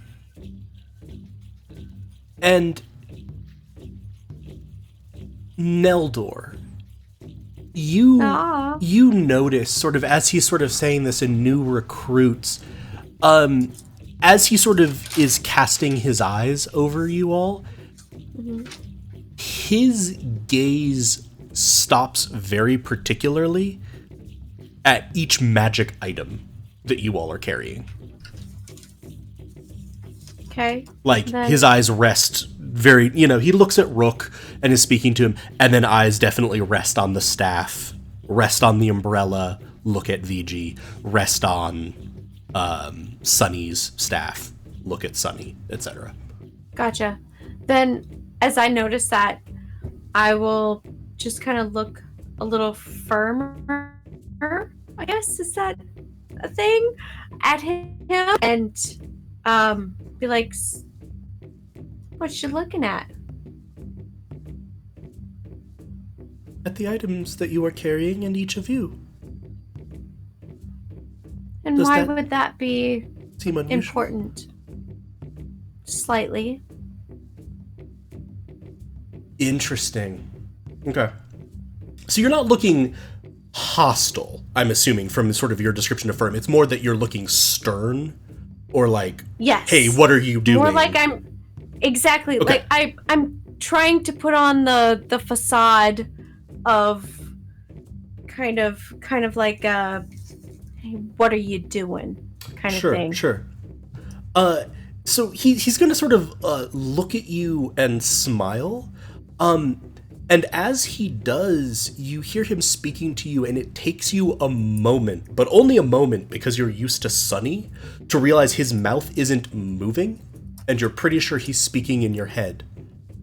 Because it seems slightly unusual that 4 individuals armed with magical items would be coming so eagerly to serve a bunch of bandits. Is that in all our heads? or- No. Just mine. Gotcha. That Just is mine. that is in Neldor's. Neldor.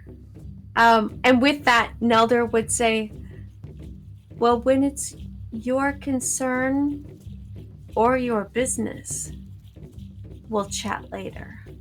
Was that out loud or responding telepathically? Telepathically. Eldor, this guy seems to just be a merchant who's interested in wares or something. I'm not worried. Let the poor guy come into his nice fancy room. So We have business elsewhere. he'll sort of step around you and out loud to you, Rook, is saying, "Oh, thank you. That's most kind. Yes, I'm a little bit tired." And to you, Neldor, telepathically, you'll hear, "Yes, I think a conversation later could be beneficial for all parties involved." And with that, I won't respond, but I'm with like an affirmative kind of look. Hey, I have a question, DM. Could I kind of tell they're talking in their heads? Because I know the weird look people get when you're talking in their heads.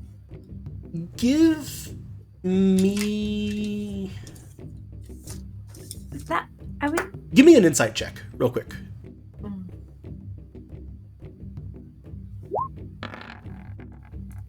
Okay, 25. I'll go ahead and say that this was not a high DC. I just wanted to see if you noticed or not.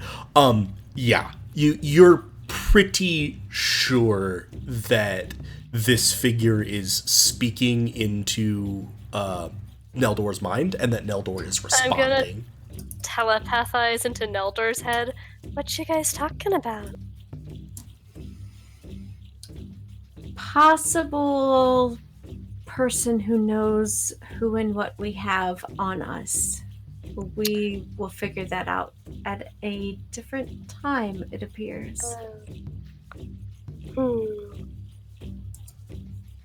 I don't like it here. Same. Ditto. To Galfa? Galfa? Galfa. Yes. Yep, that's what I said. That's where we're headed. It's definitely what you said the second time. I'm just proactive. You haven't gotten her last name yet, but just I'm doing this so that people have it for the sake of note taking. Gotcha. Yeah. Also, where the fuck was she supposed to be? In this building over here. Okay, I'm glad you remember that. Yes. Yeah.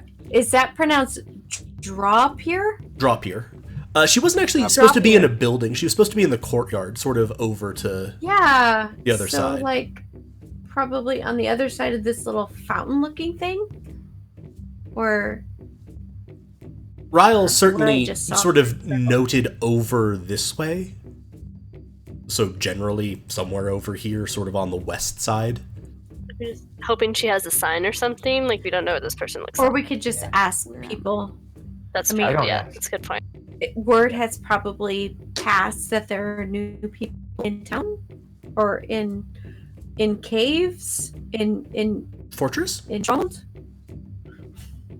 Also, yeah, from anything you've seen, any member of the Left Behind appear very inclined to answer questions, and none of the bandits, the marked, have actually seemed, like, unfriendly, or, if not unfriendly, have not seemed hostile, certainly. Like, Rook, the one that you chatted with at the door, was perfectly happy to chat with you. The quartermaster was perfectly willing to engage in business related to, he's probably pretty busy, but his station, etc. So you wouldn't think that asking where Galfa was would get you shanked or anything.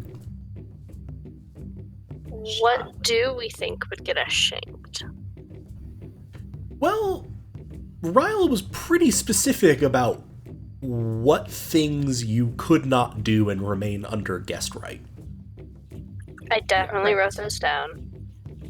Privacy No, issues. I did, actually. mostly. Don't attack them. Don't steal from them. Don't poke your nose where it didn't belong.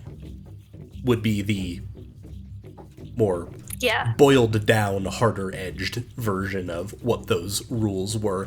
And in exchange, they would make sure that people weren't allowed to attack you, that your stuff wouldn't be taken, and that you would be protected if people from the outside were looking for you, for as long as you had guessed right.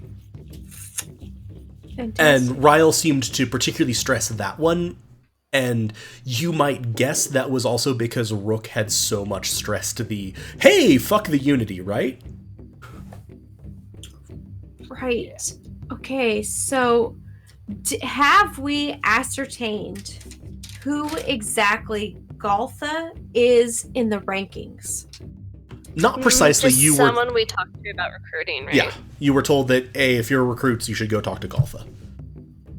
So, do we feel as a group that our message that we overheard that the Unity was going to be attacking, we thought you should probably know, needs to go to her and not Ryle?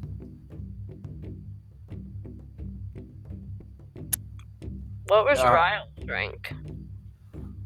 Ryle's the leader of this place, we think. No. Yeah. He was at least the one that met us at the door. Ryle so was the one who... in Neldor's opinion, he's like in charge of security. Yeah, his comment was, I handle meeting with newcomers. He's the Oh, welcome it was the committee. guy that. Yeah. So Right. so who's the name of the person we Did I think drop is it in running here? the show? Morrow. Morrow, Daverpar. So Maybe we tell Galtha, hey, we got information about a possible incoming attack. We need to speak tomorrow. Is that too much? Because I think getting in good with the big guy. Neldor would kind of think that he should give that information to the guy who seemed to be in charge at the door, since anybody coming in would be coming in through that way. Not an attack. I don't believe. No. Well, that was the only way in from what we saw as we approached. For a traveler, I correct? suppose. Yeah. I mean, like, was that... Did they have like war machines on their boats? You didn't really get that close a look at the boats. Well, and also I guess they can just like cast meteor. They probably can't cast Plus- meteor. Hopefully they can. I like how also Lena had just to takes get- it straight to meteor. They have meteor, guys. But they also had to get on a smaller boat to come down the actual, like, channel. Yeah, I'm not so much worried about the boat as much as they are really powerful people. I mean, we could have gotten in here if we really wanted to. We I just could probably wanted to go break in. down walls if I was a sorcerer of this level. So, Rook, that's a call You're- out to you. You better be able to break down those walls. You're a So- druid. Yeah, sure. Like, half of your shit you is guys- built around destroying stone. Right. That's true. So you guys feel that we need to get to Morrow as opposed to the guy who's in charge of the gate? Yes? I I don't would have say, any yeah. feelings. I'm just being annoying. No, but as- Rook, that's how you feel? Yeah, as someone who's in charge of the safety of this camp, I don't think the guy who's meeting people at the door is the one in charge of that necessarily. I think Okay. it's So, huge. if this is a possible thing, I know we're going to Galtha, and Rook had it in his mind that that he wanted to say, hey, we've got this going on, and we'll tell her to see if we can speak tomorrow.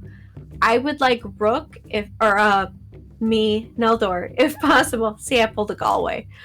If possible, I was like, I don't know who we're talking about because these are the names I get wrong. Neldor would like to be ready to sprint to what's his name? Ryle, to let him know that there is a possible threat approaching the door. If what And- happens? So, like, if when we go to Galtha and she sends us tomorrow, if he's like, hey, so, like, this needs to be told to the people at the door, and that is just coming from Neldor being security and understanding kind of like the chain of command, as opposed to like we had people guarding the doors for us, as how things kind of went. And so in Neldor's mind, the person who is at the main entryway, which would be the first breach point, that they should know that there are possible enemies attacking. If that makes sense to everybody else. Yeah. Yep. Yeah. So kind of like basically Neldor wants to be on kind of like on point, on, or not on point, but like on ready status to go run to the front inform gate Ryle. Okay. if need be. Makes sense. Okay. Also, for the three of you who are not Viji, I tried to come up with like 4 different groupings, and they just all kept falling through. So for not Viji, the others, the more you've been here, there are ways that this place reminds you of Stronghold. What ways? Oh. Please enumerate them. Totally. Interesting. At least for Neldor, I think it's a little obvious. Yeah, and especially for you, Neldor, like, you can feel... So all of you can feel some magic in this place. It's a fortress. The stonework, the fact that this... Everything you can perceive is that this place is meant to be able to hold out and sort of support itself. With that in mind, and some of the stuff we've been talking about earlier, is anything about what we've heard so far about Maro, Davopar, does any of that ring a bell? Powerful person, intricate markings. Not really. You Because haven't... if he was a fucking skeleton, somebody would have said fucking skeleton, not just intricate markings. Probably. Well, yeah, although, I mean, it should also be remembered that Lydia has not laid eyes on him. She's just heard that they are called the Marked because he has intricate markings, and she assumes that means tattoos. Okay. Okay. Which is oddly vague. Right. I get you. I feel that. And we haven't like seen anyone else who's intricately marked in any way. No, Oh. the and for example, to roll this back to one of the points that you directly made, none of the skeletons, for example, that you fought in Red Meadow were particularly intricately marked. The purple skeletons stood out because the light in their eyes was purple, and they were clearly much more sentient. Like, they could talk, and seemed capable of using more complex tactics and stuff, but it wasn't like they were tattooed or carved or marked with sigils, from what you could see. Okay. Does Maro Davobar? It's translate literally to in chat. knight? Maro Daverpar. That's what I said. You said Davobar. Look, Sunny has Wait, what did you issues, say? okay? If it's not Daverpar. a vegetable, Sunny doesn't understand how it's pronounced. Okay, anyway, I'm very close, and I feel like it's fine. I was gonna ask, does that translate to Nightmaster in any language? Oh, interesting. What languages do you all speak? I Just generally. speak all of them. Fuck, really? We have to like look back at that Definitely don't shit? speak all of them. No, I don't really. I speak Common, Primordial. I don't know why. Oh wait, yes I do. It's like, Elvish, yes, you Druidic, do? Undercommon, Druidic, Undercommon, and Draconic. Jesus, you almost speak all of them. Yeah, common in Elvish. Okay. Sylvan, Dwarvish, and Elvish in common. Okay. Viji? Yes. Loxodon? I speak Loxodon and Common and hold on, there might be one more. Dwarvish, possibly. My computer's being dumb. Sorry. No, you're fine. But if it's something more common, like Dwarvish, Elvish, something like that, we're probably okay. Sunny and Neldor, there's something about the name, Maro Daverpar, that you feel like it's something that has meaning. It's not Nightmaster and you're not sure what it is. It's more that it sounds related to a language that you each speak. In this case, Sunny, you sort of feel like it's giving you sort of feelings of primordial. And Neldor, it's giving you feelings of Sylvan. I was like, help me out here. Sylvan. Interesting. What languages are related to Primordial and Sylvan, y'all? Yeah, hello. Andy. A bit of Elvish off of Sylvan, but I mean, Elvish So it wouldn't be is... Elvish. Sylvan is Elvish. It's Wood Elf. Well, Sylvan is actually related also to primordial.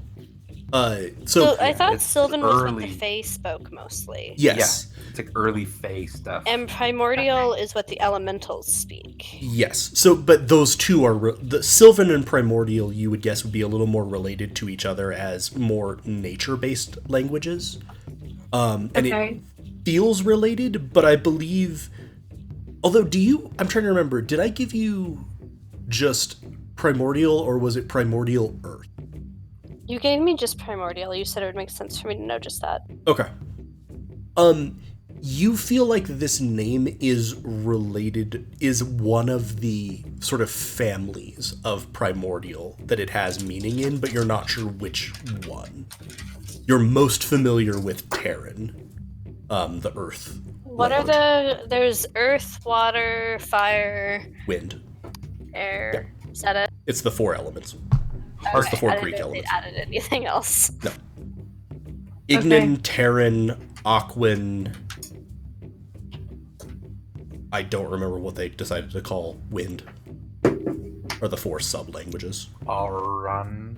Orin, yeah, I So- think it's that. Yeah, Auran, I think. Yeah.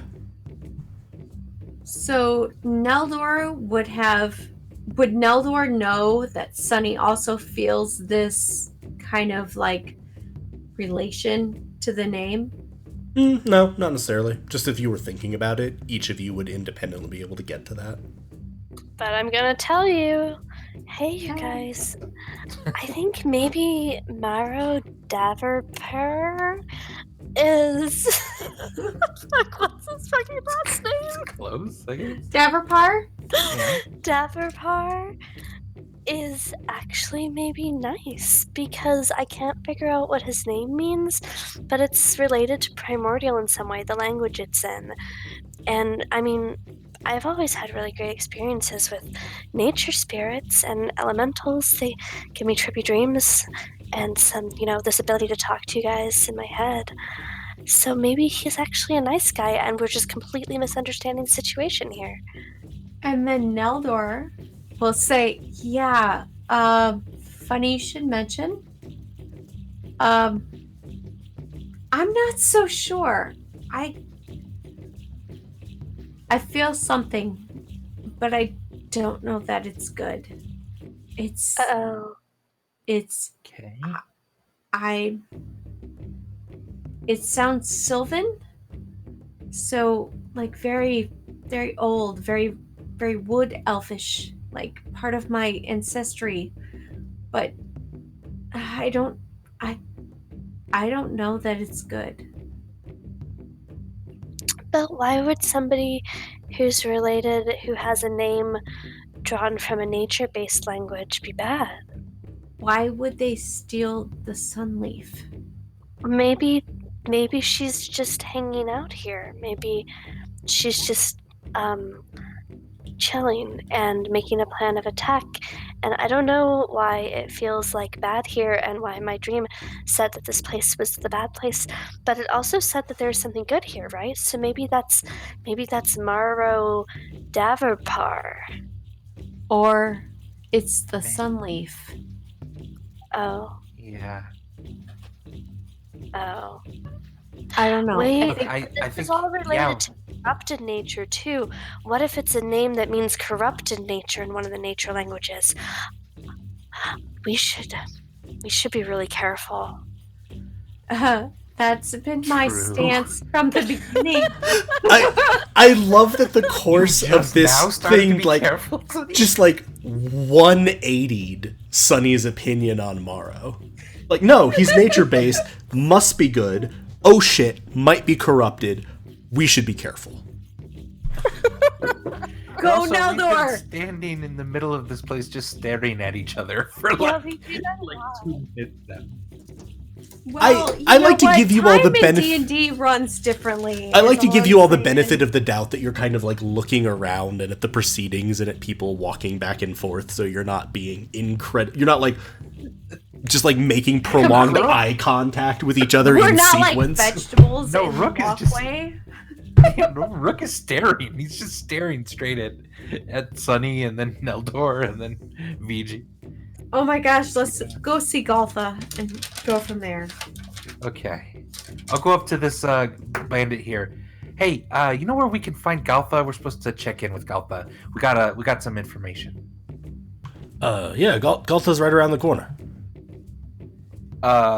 Which corner? I didn't see a point. Oh, she's probably on the court where she Okay. likes to play over there. On the Awesome. what? Court? Great.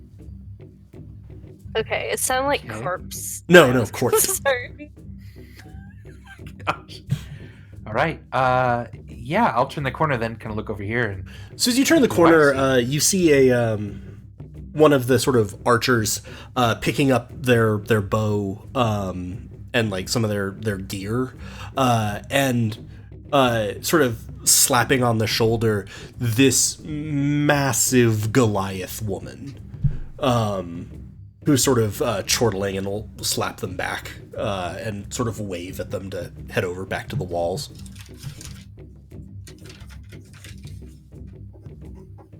And they'll head away. I will look at Sunny and put my fingers to my mouth like I do. Yeah, what's up? Who wants to talk to her? Who wants to talk to her? Why are you all standing there? Come over! Oh shit. Okay, so Hi. Hello. Galtha? Galtha drop here? That's me. Good. Excellent. Neldor, take it away.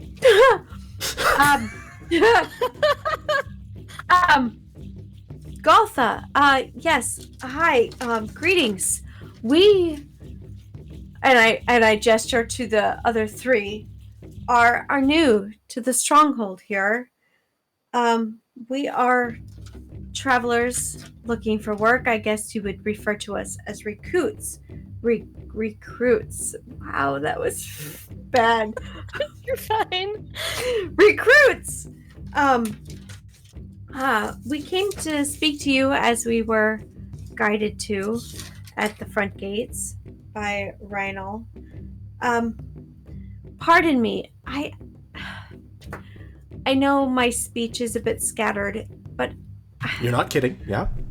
we have spoken together, and we feel like that there is something more urgent to speak to you about than the fact that we have just entered and we are recruits looking for work. And you didn't lead with that. Yeah, it's been a long trip. I apologize. We haven't had much rest. She looks generally actually pretty amused. The world out there is like pretty fucking freaky, so Yeah, we're just right. we need a break and Right. yeah, not thinking. So, as we would like to present you with We came from Gotweil, and before we headed out on our venture this way, we realized that there was a troop sent via Unity that are coming to destroy this rest, this stronghold. And we know that they were behind us, but we don't know how far. And we feel like they could be entering the vicinity of the stronghold at any given point. Interesting. Agreed. They looked in my mind. They're powerful people. They're scary people.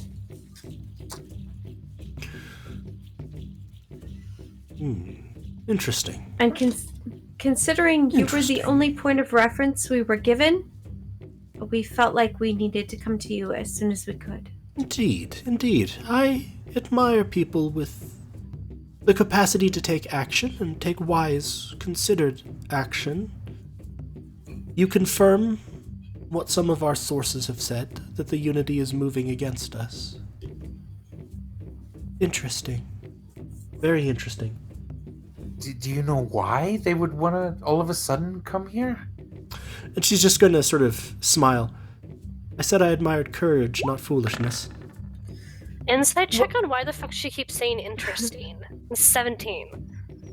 What is like interesting in like a oh she's gonna kill us way, or in like a oh No. maybe Se- cool, 17. or Okay, so Sunny, with that 17 on insight,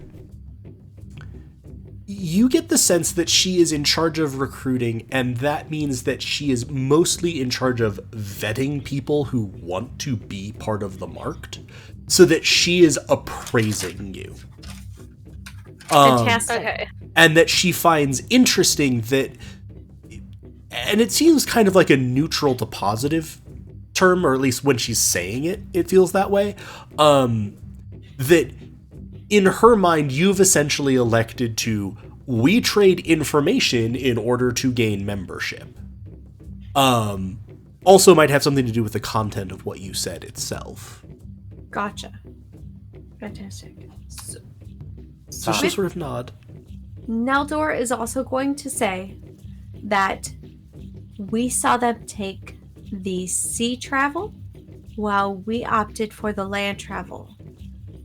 So we did arrive here, hopefully in time, to inform you of their arrival. Giant ship full of people that are gonna destroy everything here. I mean, we should go talk to Morrow, right? That guy definitely seems to need to know what's going on here, so that we can fortify defenses. She'll sort of nod, and she's gonna look at you, Neldor. You took the land route, you said. Yes, Interesting. as treacherous as it was. Then you must be As at least fast as we somewhat capable. And you chose to use that capability for, yes, interesting. Very good. I am a captain, the Marked, and I am responsible for ensuring the quality of prospective members.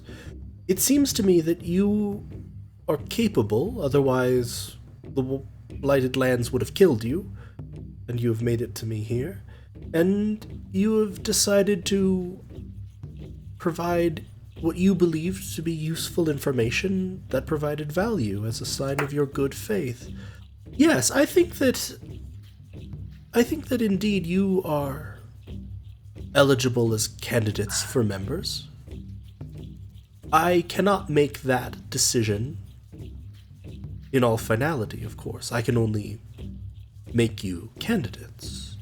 Membership is decided by Morrow, who, as I'm sure you can understand, is quite busy.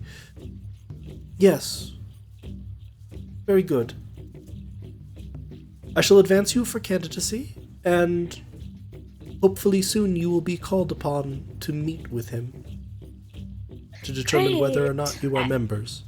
And Can you as fantastic as that sounds and actually is, Neldor will kind of slightly head bow at her for that. I feel there is an urgency for the information that we've just given you. We've had news of this information for well on a week now. Our sources have provided it to us already. You have confirmed it. So, pardon me for overstepping and excuse me for maybe doubting. But I'm just curious if your sources know how close that they might be, considering we did leave at the same time, and as I stated, we did take the land route.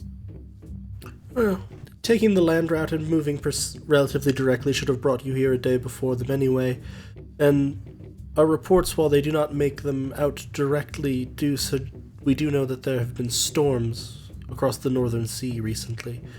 We suspect that this will have bought us at least another couple of days. Besides which, defenses have been prepared already. This is not for you to concern yourselves with now. You have done well. You have done quite well. I would concern yourselves with impressing Morrow as much as you have me. And how do we do that? What can we expect from a meeting with Morrow? Well, you've proven that you have capability, and you've proven that you wish to provide value to us, so that will win you the meeting. I would suspect you will need to be able to prove what that value is, what you can contribute. And this, I'm afraid, is all I feel inclined to provide you with, unless you should like to entertain me with a game. What sort of game? Her eyes at this are like lighting up. Oh. Fucking Goliath's eyes are lighting up. God damn it! She's like, oh, a game of Crash Orb. Crash I'm Orb? not sure I've ever played Crash Orb. Can you explain? It's quite simple. It's a game of strength and skill and daring. Would any one of you be interested to play? If so, I might be able to give you all a bit more of a hint of what to say tomorrow. Sorry, say it again. I would like to play. I was gonna say VG sounds like the prime candidate for this. So at this, you're not used to someone looking like slightly... How tall are you, VG? Actually, I forget. 7 foot... You were like small for a Loxodon, But still bigger than the rest of us, right? Yeah. So maybe 6 foot some?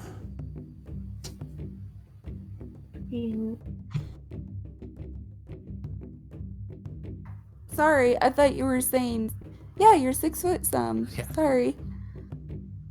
No, I just don't remember what your height actually is. Okay. Oh, you're let me 6 foot go 5. There it is. I found it on your character sheet. I couldn't remember what it was. Sorry, you're 6 foot 5. Okay. So yeah, you're small. You're on the small side for a Loxodon, but you've spent most of your life like not with your people, so you've kind of gotten accustomed to not having people taller than you around. So it is a little disconcerting that this woman is very distinctly looking down at you.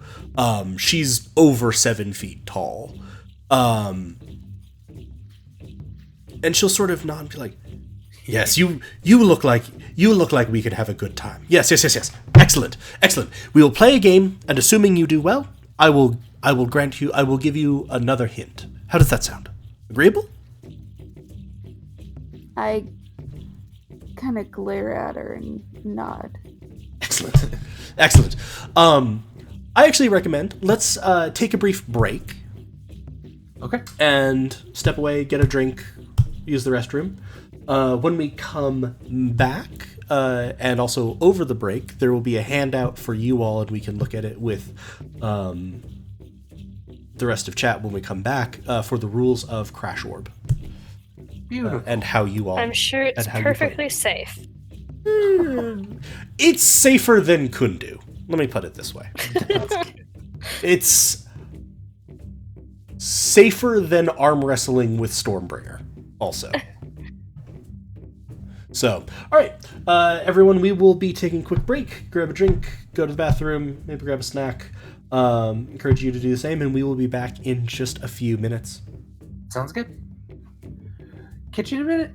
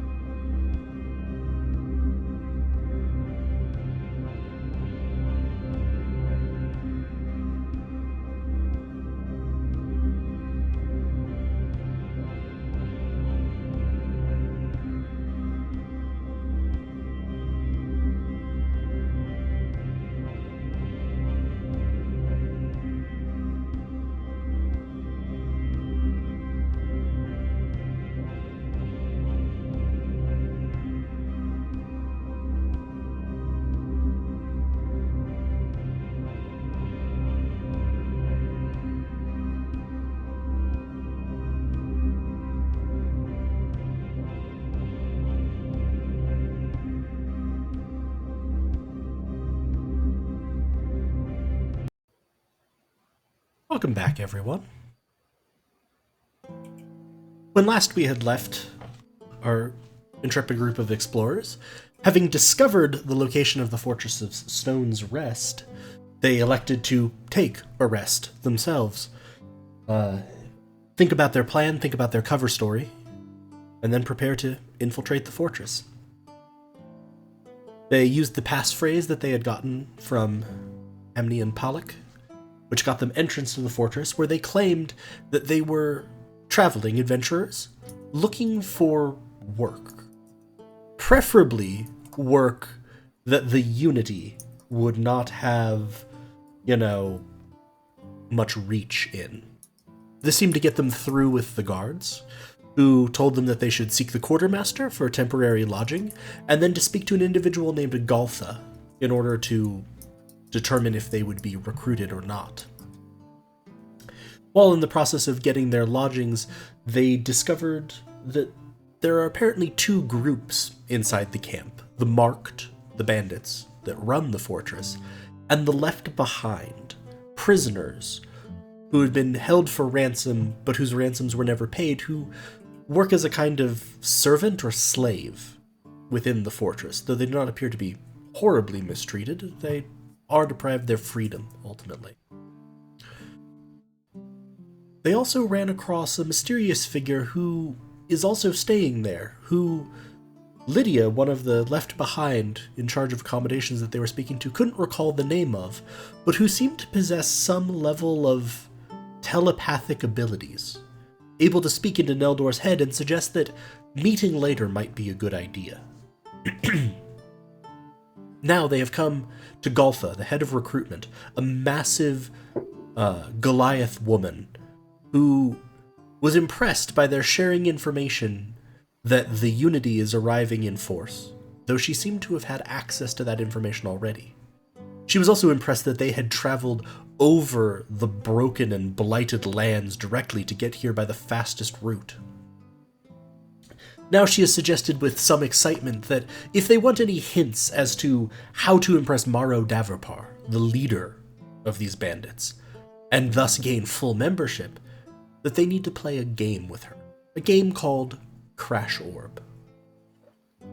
Once Vigi agreed to play this, she excitedly sort of banged on a gong next to her, and now some of the people in the camp are actually coming over. It appears that this is a semi-regular distraction. And as she's standing here, she will sort of begin explaining the rules loudly, which you can also see in the text up at the top here.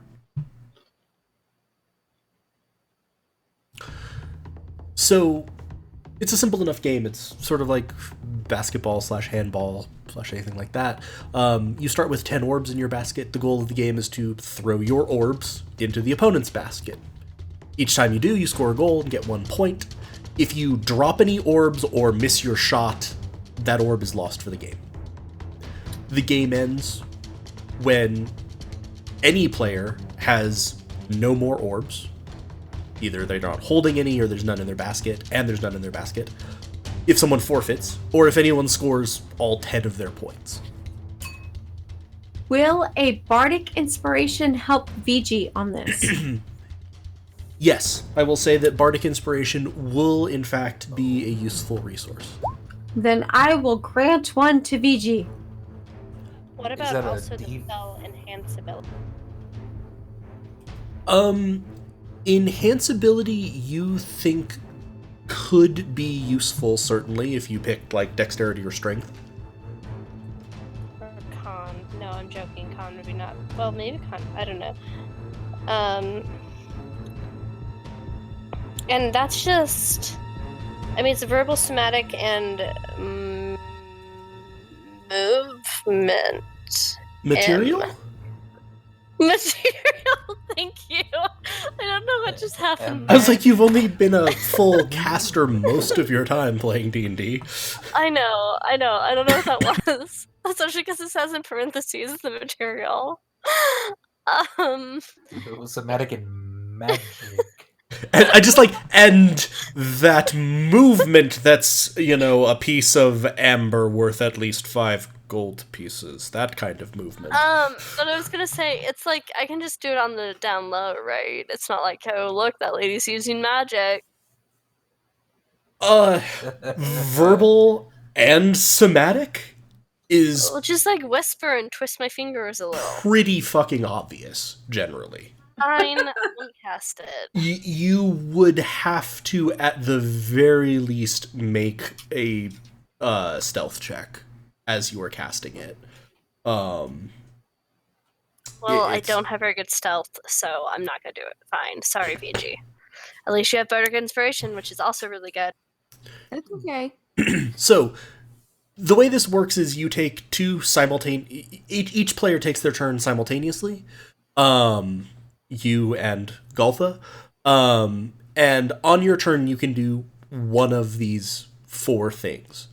You throw an orb that you're holding, and you can either aim at the goal or the opponent. There is some violence involved. If you're trying to hit the opponent, you're just trying to hit their AC. If you're trying to hit the goal, it's not very hard. You can pick up an orb, which you don't have to do anything to succeed on. You just grab one of them. You can hold up to 3 of them at once, and if you're hit, you might drop some. You can try to block your goal to make it harder for people, or you can basically do the equivalent of an action surge. You just rush really hard, and you take 2 other normal actions this turn, but you can only do that once per match. Any questions on a metagame level before we get started? I'm not going to try to roleplay Goltha explaining this to you. Honestly, just picture Stormbringer explaining arm wrestling. Okay. Good. Yeah, so Yep. what do I have to roll then to, like, roll a ball? To throw one is a dex or strength, your choice. And it would just be your dex or strength stat. But you have to be holding a ball first, so probably on this first turn, you'll need to take an orb. I should have made that one go first. But all right.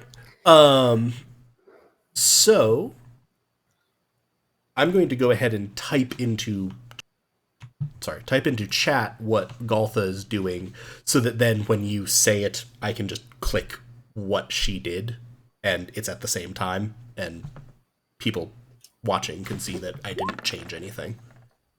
Mm-hmm. There's no initiative. It's just going to go at the same time. Oh, okay. I'm putting this here to keep track of points. I'm just going to manually enter them as you score goals. And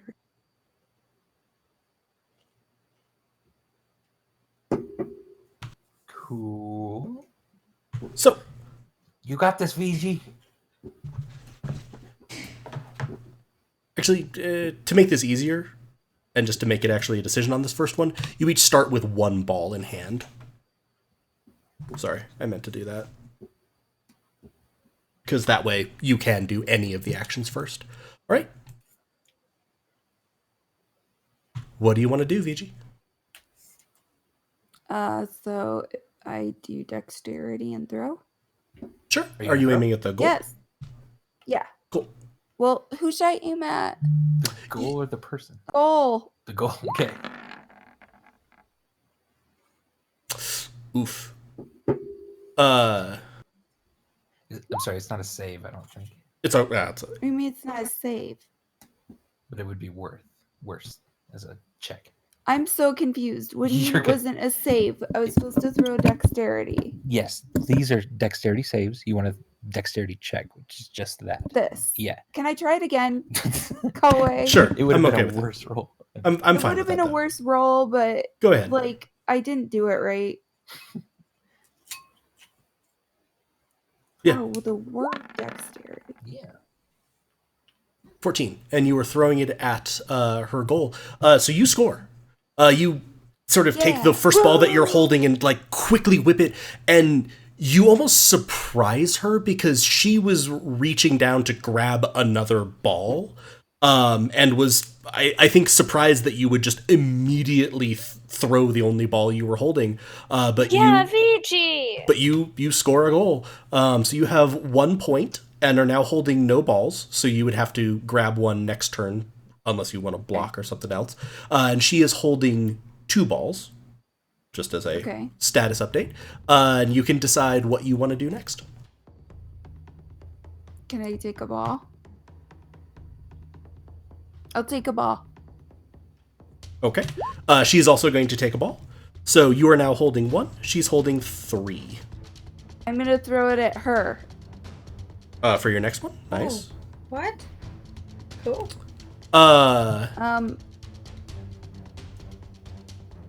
What do I press? Same thing. Dex. It's a dex check. Here. It's against her armor class.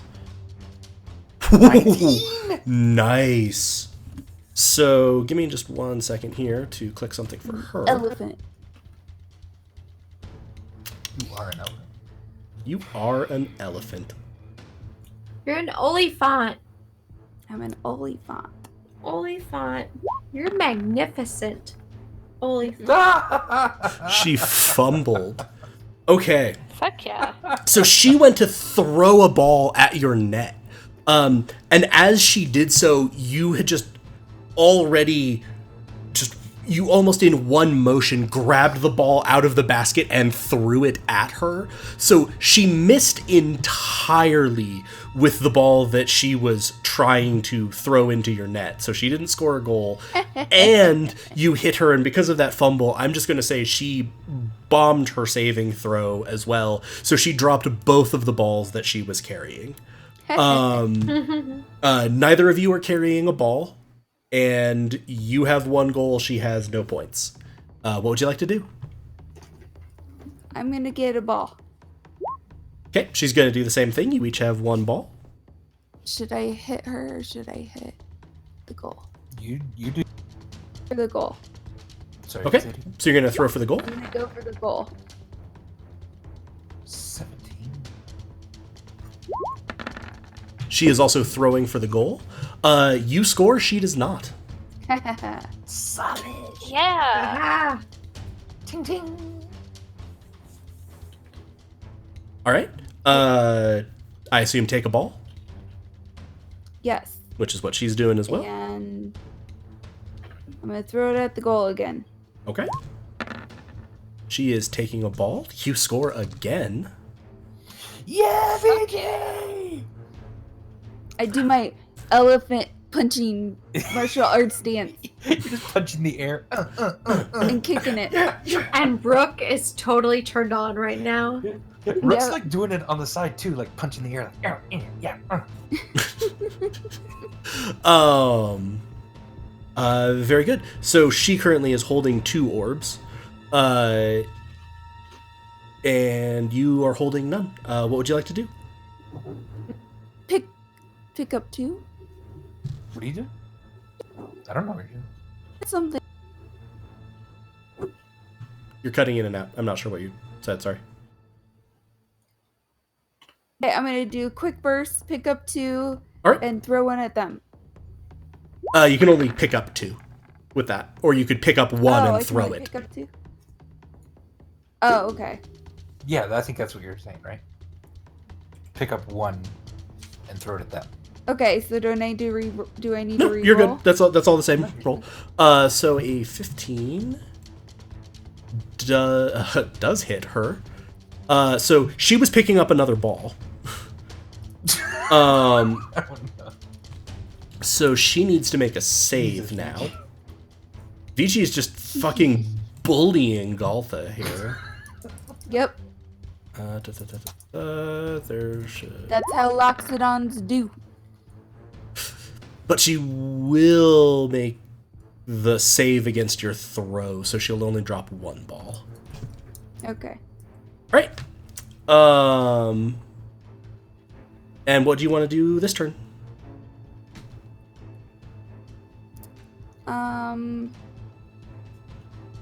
Pick 1 up. Okay. She is going to action. She's going to do the equivalent of action surging, and she's going to throw both of the balls she's holding at your net. Uh-oh.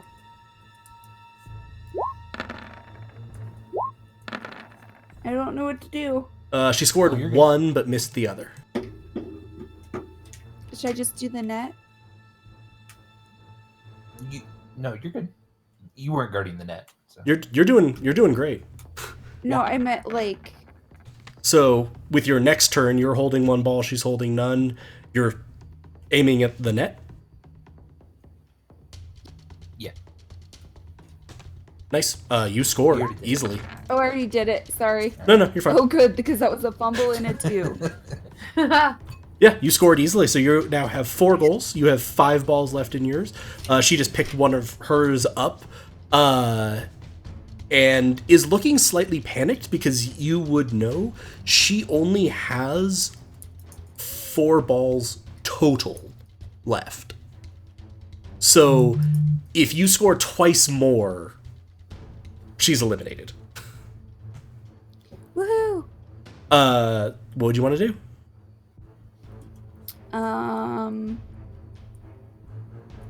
What? Just pick a ball and go for the net? You need to pick up a ball think you for can one do one. action, yeah. Oh, pick up the So ball. you pick up a ball and she'll pick up a Oops, ball. oops. You can even Sorry. keep that. Are you going to throw for the net next time, you said? Yeah. Okay, so that'll score. I'm going to roll hers.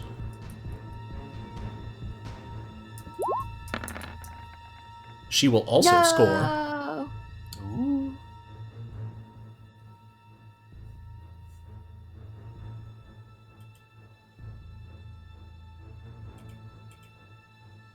Okay, what do you want to do? You need to pick up a ball, probably. Pick up a ball and then I'll guard. So you're going to Which pick up I the... don't know what that means. I'm supposed. I think you can only do one. Yeah. You can pick up the ball or guard. Oh, I'll guard. Okay, so you have no ball in hand. You're just going to guard. Very good. She is going to shoot with the last ball she has, so... she's going to make it. She's going to score even though you tried to block. You sort of move to stop it, and you're just surprised because it just slaps your arm away. She is throwing the ball really hard. Like, you're focusing on finesse. She's just horking this thing as hard as she can. Don't forget, you have inspiration. Oh, I Bardic do. inspiration. That wouldn't have affected that one, but just Oh. generally. All right. What do you want to do? You have no balls in hand? So don't I die? No. You still have 2 in your basket. Or 4 in your basket. Sorry. Oh, so pick up a ball and Okay. throw it at her goal? One. Oh, pick up a ball. Yep. Mhm. I said a ball. Yep. And then next time you're going to throw it at the goal. She's going to throw it at the goal. You miss. Pick up a ball. Yep. Well, you have bardic inspiration. That's true. That, Okay, that misses Bardic currently. inspiration. Okay. I'm picking up a ball. Okay. Tell me when to go. Sorry. You can go now. So throw. You did a 10. Bardic inspiration. Or... Just roll a d6 for the bardic I'm inspiration. sorry. You're You're okay. Andy, No, you're doing totally fine.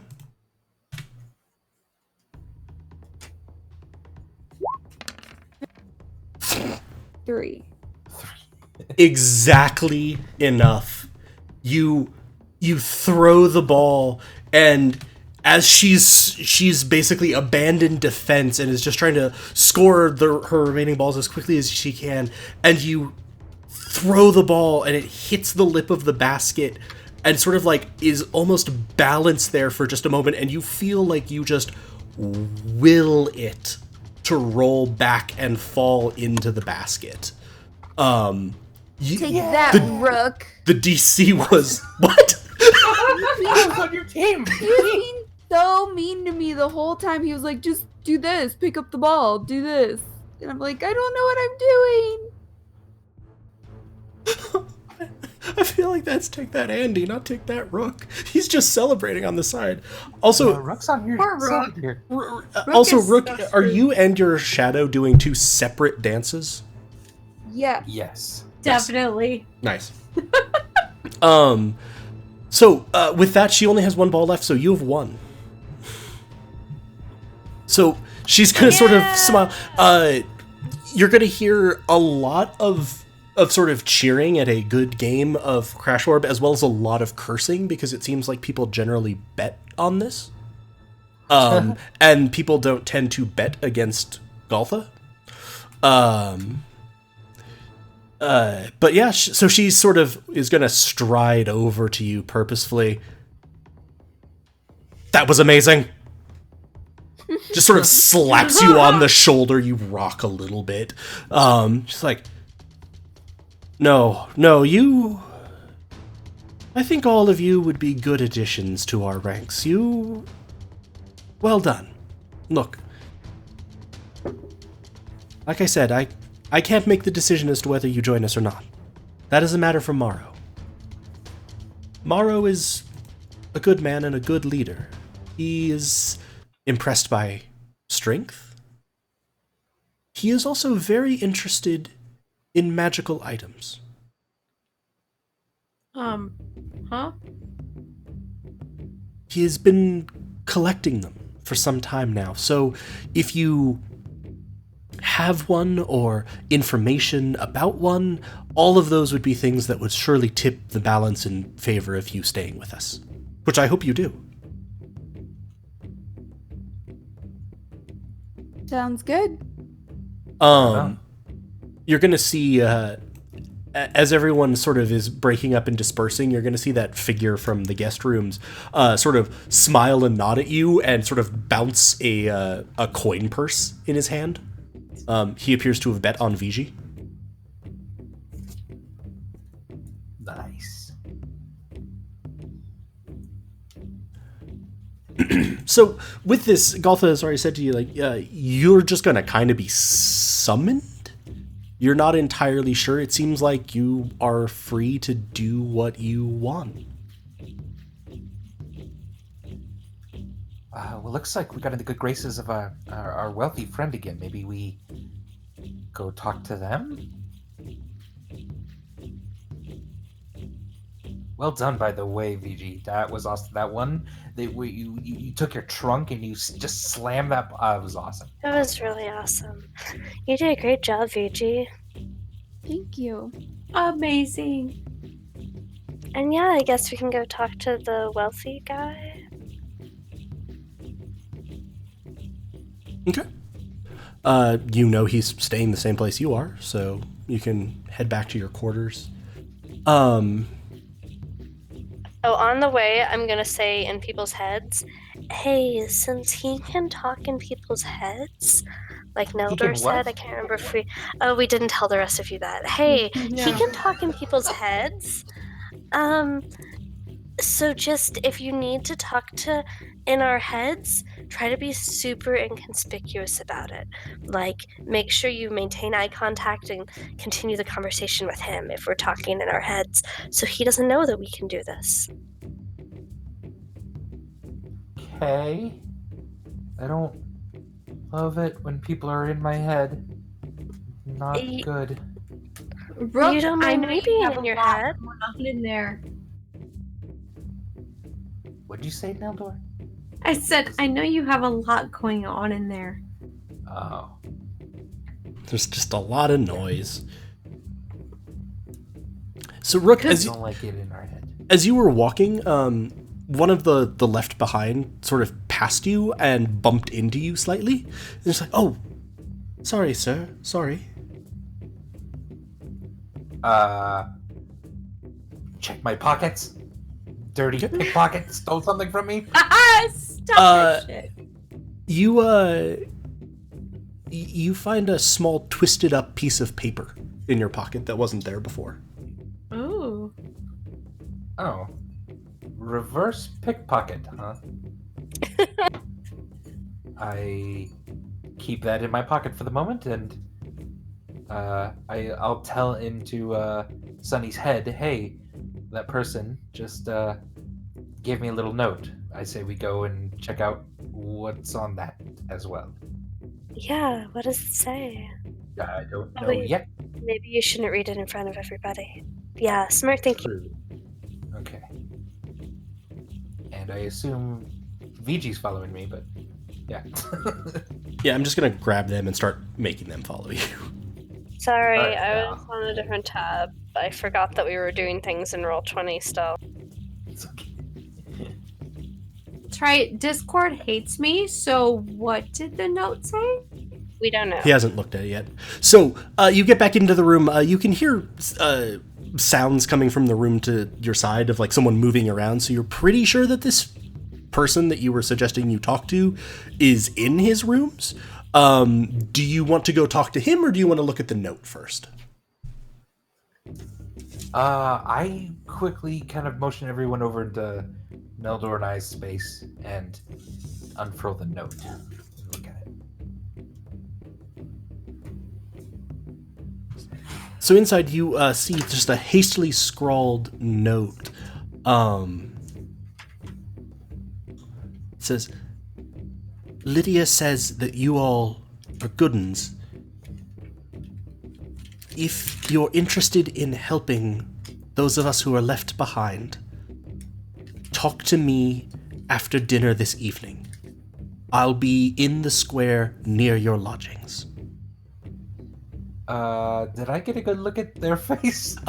Close enough, actually. When he apologized to you, and actually it was kind of interesting because somewhat similarly to like what you did with the was it like rubbing your nose and like sort of winking and blah blah blah. He did something pretty similar with like oh, sorry about that, and like very direct eye contact. So yeah, you're pretty sure if you saw him in the area right around here, you'd be able to spot him again. Cool. Yeah, I'll tell everyone, I'll show everyone the note. I won't even say it out loud.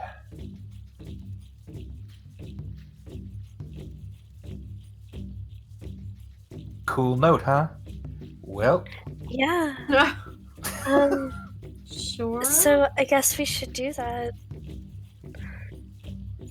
But right now, I guess we'll talk to the old guy. Yeah, VG, keep that umbrella handy in case, I don't know. So wait, something goes bad, but... do we need to do good cop, bad cop? Because I'm really good at. Wait, that wouldn't work on him. Never mind. Wait, were we told exactly where Morrow is? No. We were talking to the wealthy roommate, not Morrow. Who we don't know their name yet, I don't think. No, we don't. Morrow's gonna send for us, I guess, at some point. He's a very busy man, according to Goltha. Indeed. Okay, well, So seems slightly odd since we had very pertinent information.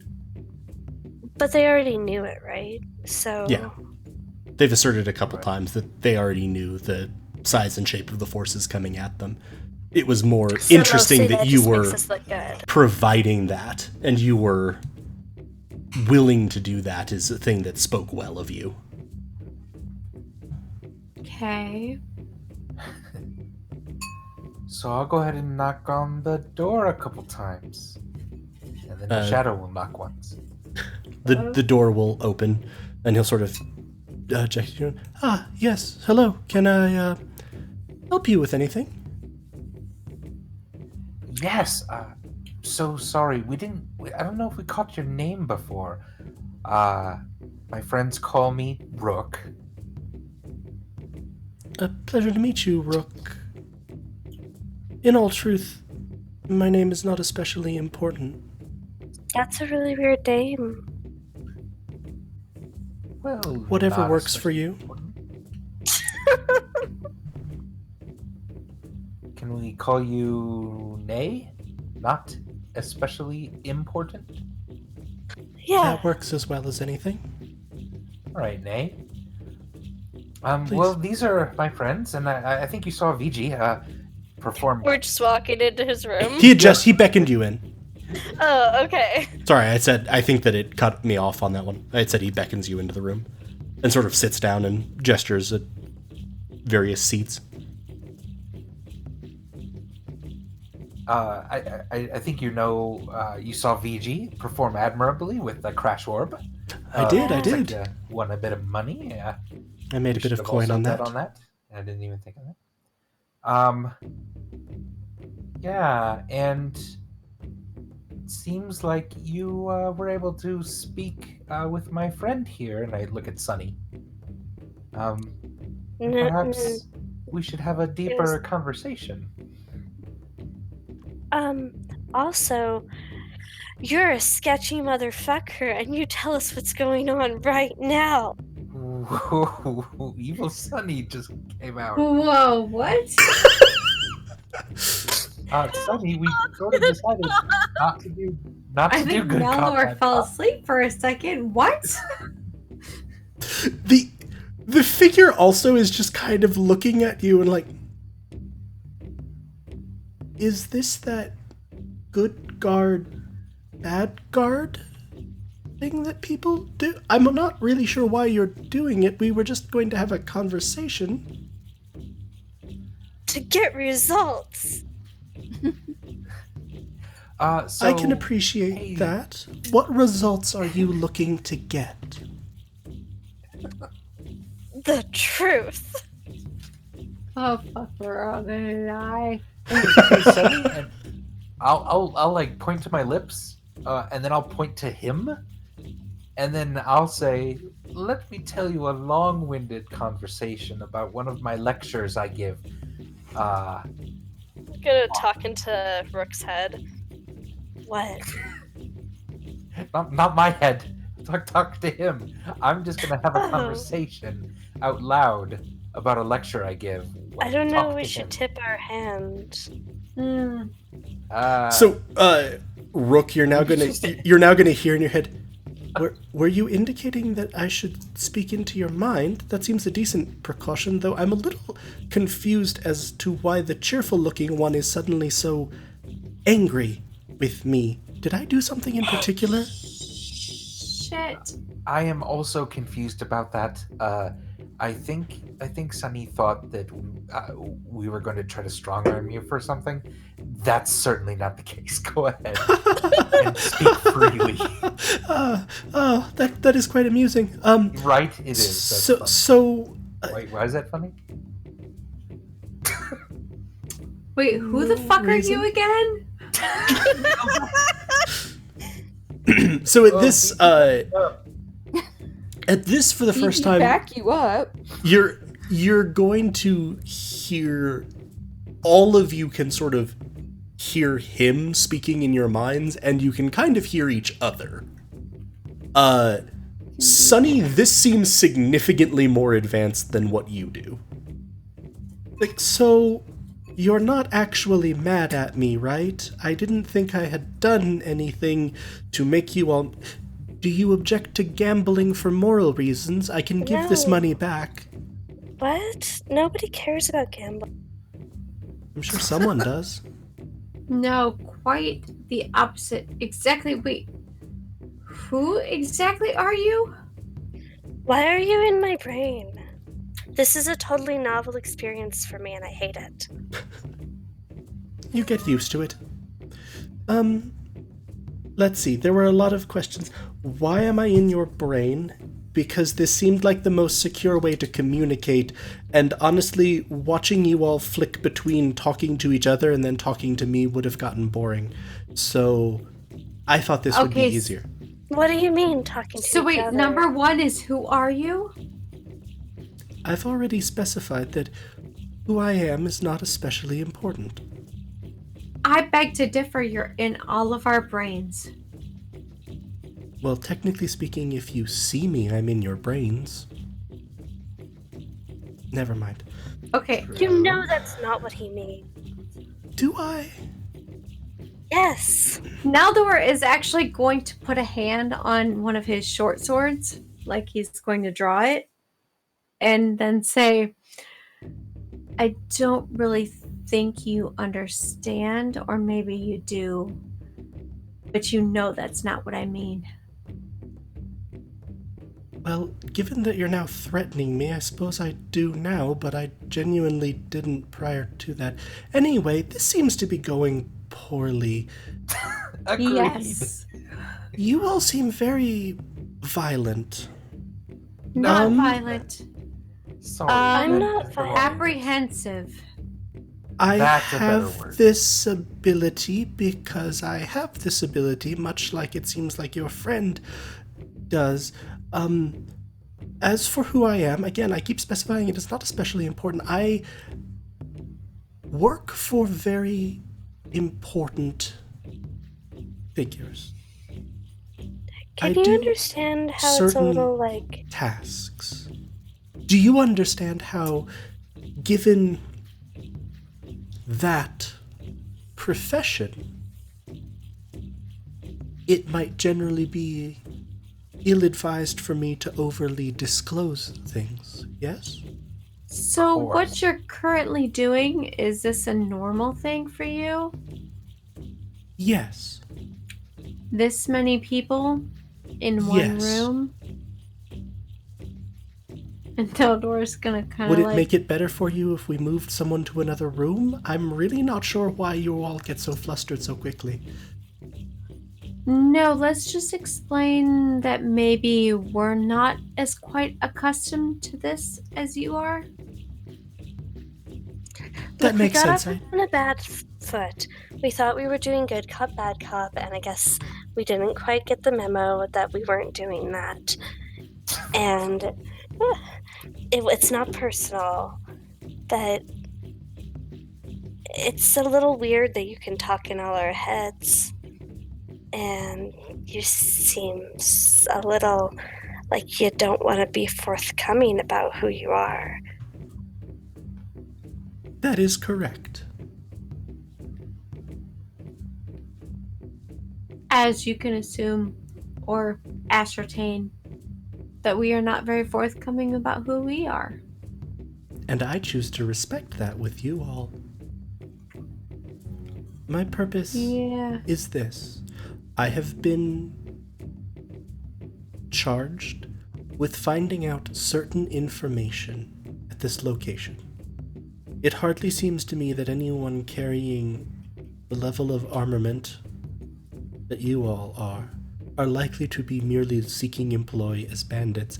So it then occurred to me that what else could you be doing that would bring you here? And I wonder if perhaps our interests might align. Well, that would really depend, as I'm assuming this wouldn't be too facetious to assume that there are 4 of us and currently one of you, that our goals would be a little more front of the line than yours.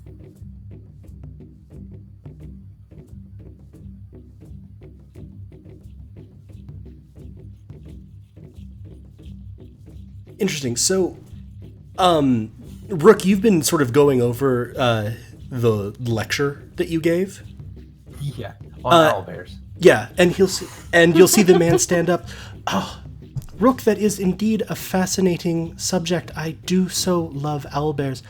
I am afraid, however, that I have other business that I must attend to. So for now, I think our conversation is done. Oh, I was just getting to their feet. That's the best part. I agree, they are quite adorable. However, I really must insist. Thank you, though, for stopping by, and perhaps at some point in the future, I can hear more about owlbears. Excellent. Great. Well, then you can go. Were you just gonna leave us Obviously. here? Or? No, he was opening the Okay, door okay. and No, that's beckoning sweet, you out. sweet. Okay, then we'll take. I'm gonna talk in his head since he knows anyways. I know that got kind of off to the wrong foot again still. We have a lot of wrong feet. But Neldor didn't mean that in a negative way. We just want to find a way to make this work for all parties, right? It's not that we don't want to help you or see if our interests align.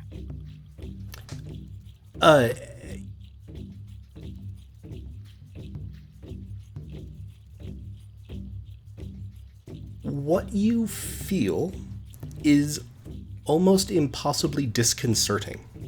You see him and you reach out to speak into his mind. You can't.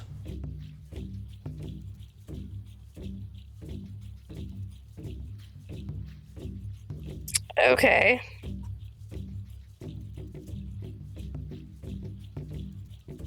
Have I ever run into anyone before who I can't talk in their minds? No.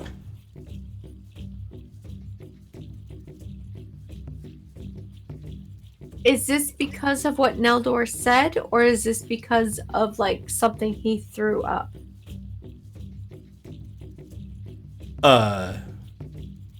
Like as in like a precaution. I don't think you would have a basis of knowing that. Sonny's not attempting to use the channel that he had Okay. opened. He had closed that. Gotcha. Okay. Sonny's trying to yeah. speak into his head the way she normally would. Gotcha. And it's not working.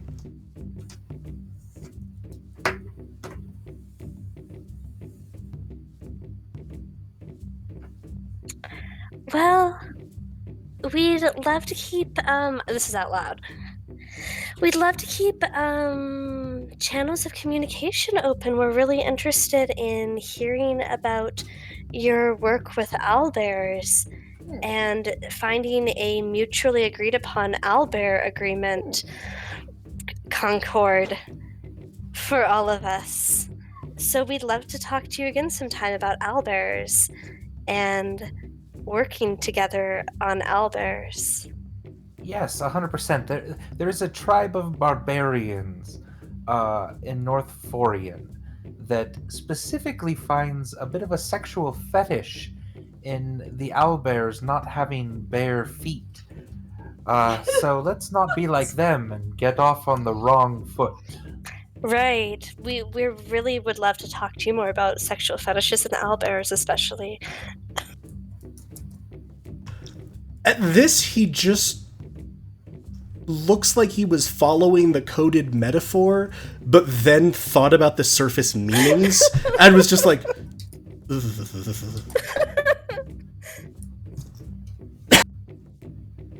Solid.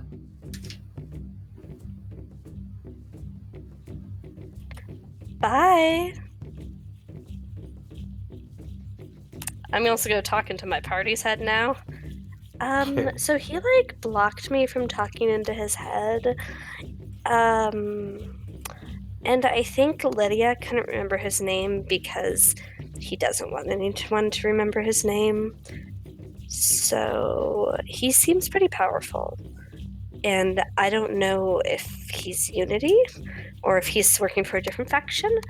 But we should be careful and also see if his interests do align with ours, right? Maybe we could make a new buddy. Perhaps. He definitely makes me nervous either way. Yeah. I mean, not much doesn't, I guess, but still. I was gonna say, that's a long list, buddy. Right. You've been told that, like, food isn't really going to be provided. It's getting on pretty... it's more advanced into the afternoon and evening now, so you would suspect that it's around supper time. You were told by that mysterious note that the person would be coming by after supper, if interested. I think we definitely should be interested in that. Right, everyone? Mm-hmm. Supper or Food is Well, also. the person? And the person, yes.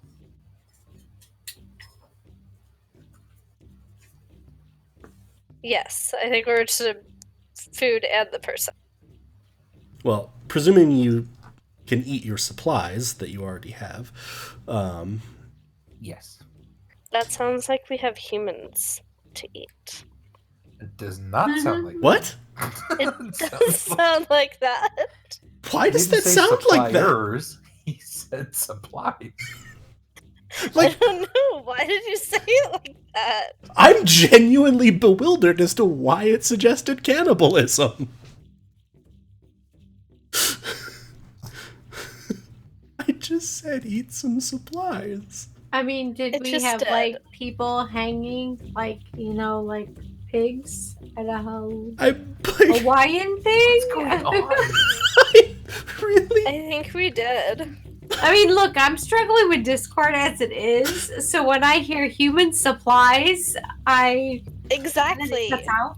He said Human you supply. eat supplies. You can eat your supplies. You can What did eat he your say? supplies. I never said human supplies. What in the world?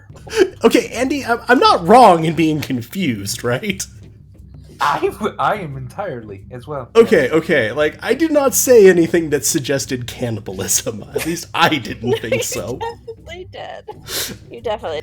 I mean, technically, since I'm an elf and it would be human, is that technically cannibalism? I actually had No, I this, think we're good. I actually had this debate at one point. Of where do you draw the line for cannibalism in D&D? Alina's character is human-ish, so I mean, come on. Yeah. Anyway, Some supplies. I'm going to eat my supplies of salted meats and rice that I always carry, and Andy now feels the need to support me by being specific about the supplies. I appreciate you.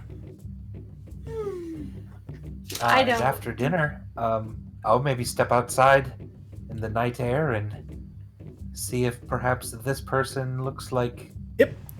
You sort of saw him walking down across the plaza. He has sort of a piece of bread that he's finishing munching on as he's walking this way. Okay. Wait, were you gonna go on your own, or were we all gonna go? I assume we were all gonna go.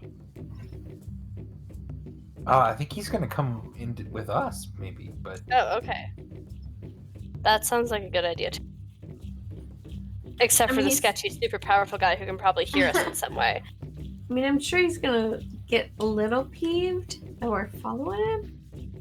So he's sort of gonna nod, and he's gonna grab. He's actually carrying also a broom, and he's like, good evening, here just to sweep a bit, and he'll step inside. yeah, ours is quite dirty. Okay, given the metaphors you've been using, I'm not sure that's the direction you want to take this. And he's I gonna know what I said. walk pretty briskly into the back room here. Oops. Oh, interesting, cool. You're just murdering him with a shadow dog. No. I'm not murdering him. As he steps in, my shadow grows wide, and then from it, a gigantic hound rises up, and kind of makes a 3D form. Its eyes glowing just a bit red, but everything else about it pitch black. And I'd like it to just kind of sit here and guard the doors. I have positioned Mr. Bork, Mr. Which- Borg. you should have control of.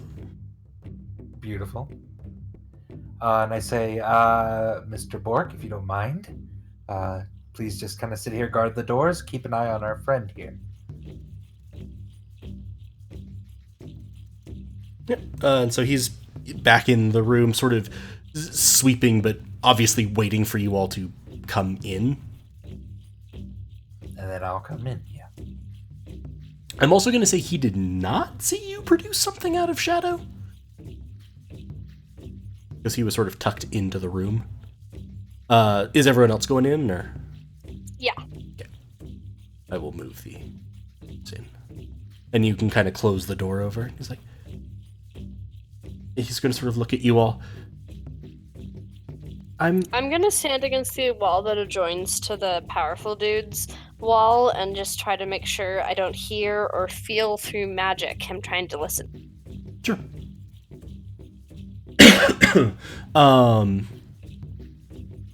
He's gonna sort of look at you and it's like, I am Tepel Marrowsong. Lydia told me that you all were quite kind to her and also quite interested in her story.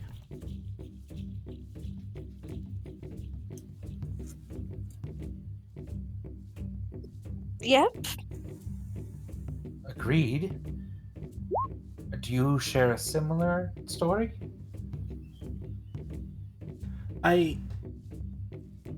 Yes. I was part of a caravan that was taken And when that happened, my possessions were also taken, obviously, and among those was a book that's very important to my family and I. My family has no money. There is no way I am going to be ransomed out of this place. I've only been here a few weeks, but I need to retrieve my book and get out of here. I hope I am not misplacing my trust, but I was hoping that perhaps you might be able to assist me with that. Obviously, I would not expect to do this for nothing. If there's anything I can help you with, please. I know that you are interested in joining them, but surely you see that one of the Left Behind leaving is nothing to them. There are dozens of others. If there's something I could do to help you impress them or something else, I don't know. I might be able to help with that, and then you could join them, and I could be back with my family.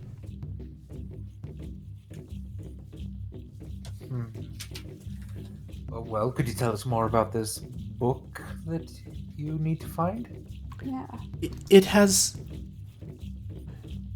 the lineage of my family. It has the details of their lives. We've kept it for generations. It's irreplaceable. It's valueless to essentially anyone, which is why I'm afraid of waiting long. I'm afraid of them discarding of it. But for my family, it could never be brought back. Was it just taken from you, or did it seem like they were seeking out this book? No, all of our possessions were taken when they struck the convoy. They take them, and from what I've been able to ascertain, then they sort them, they process them. Useful things like blankets, tents, weapons, the like, those go to the quartermaster. Everything else goes somewhere else. We will definitely help you with this. I am adding it to my to-do list right now. Oh, you keep a to-do list. What else is on there? Make eggs. I mean, should I read it to him? Probably. We're fine. Yep.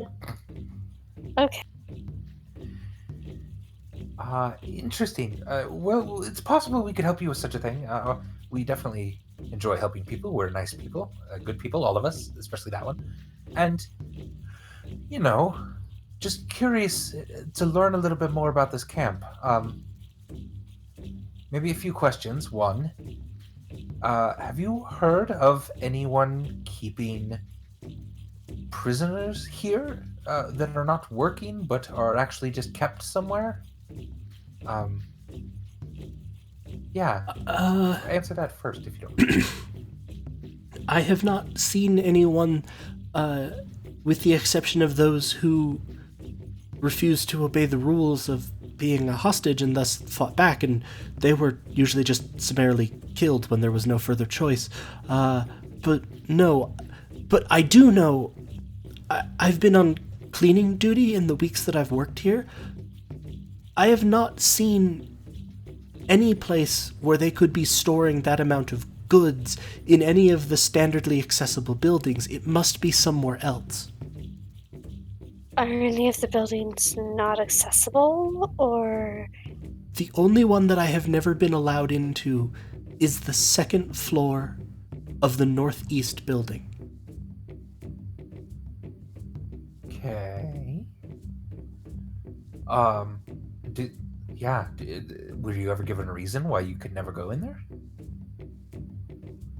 They never specified, but I have noticed that upon occasion, more important looking personages, like some of the visitors that you see, are escorted to that northeastern building and then do not come back for some time. I do not know if perhaps that is where Morrow is, or if there's some special section there. I do not know.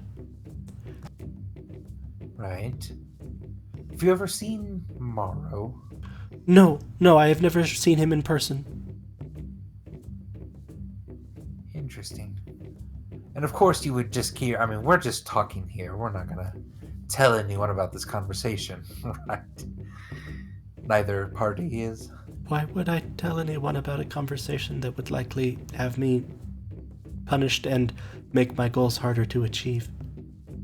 That is a Attaboy. very good question. Also, what do Attaboy. you mean by punished? Did they hurt the Left Behind? No, not usually.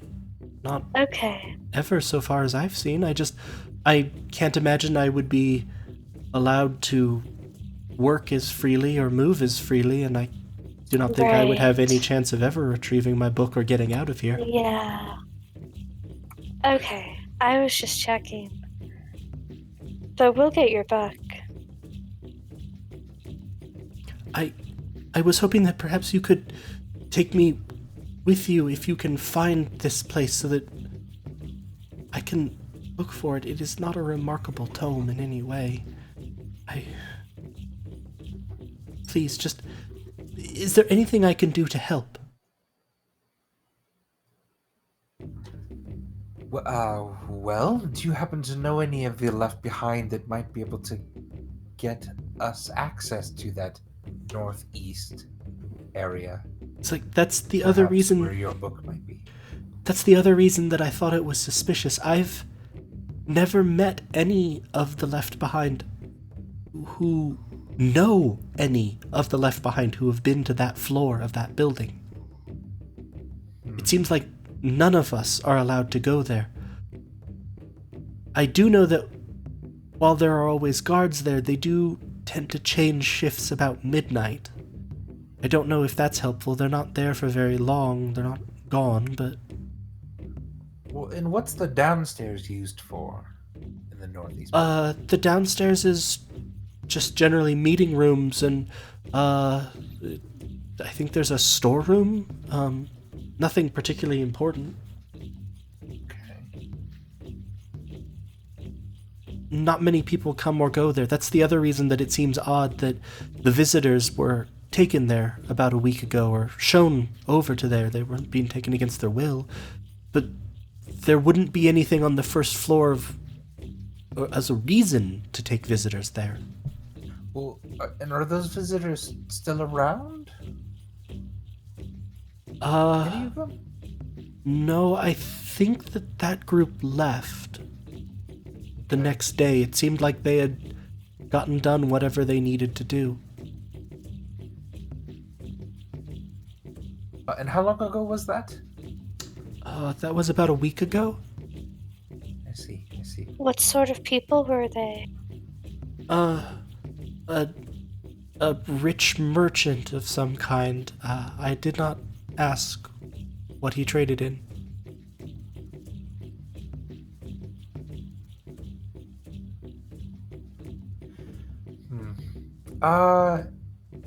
Does this place have sewers by any chance? Or I mean, what's the well in the middle of town? I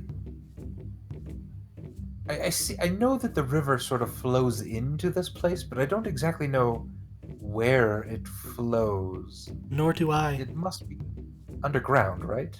Well, certainly. It seems like it goes beneath the very grounds of the fortress itself, but I have never seen its course. Does this place have sewers that have access to that area underneath?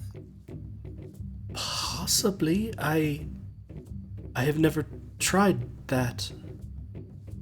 I do not know if there is anything down there.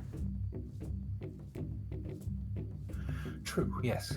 Well, interesting. Thank you. What other questions might we have for our friend here?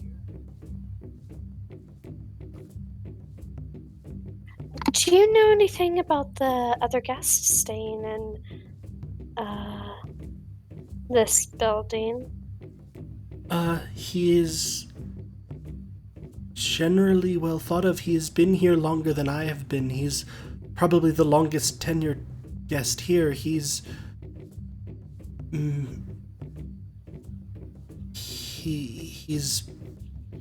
he says he's a researcher, I think. I don't know what he researches. Most guests do not speak to us. That's part of why I thought it would be worth passing you the note, you see, because Lydia mentioned to me that you spoke and asked about us. Yes. We are sensitive to your plight.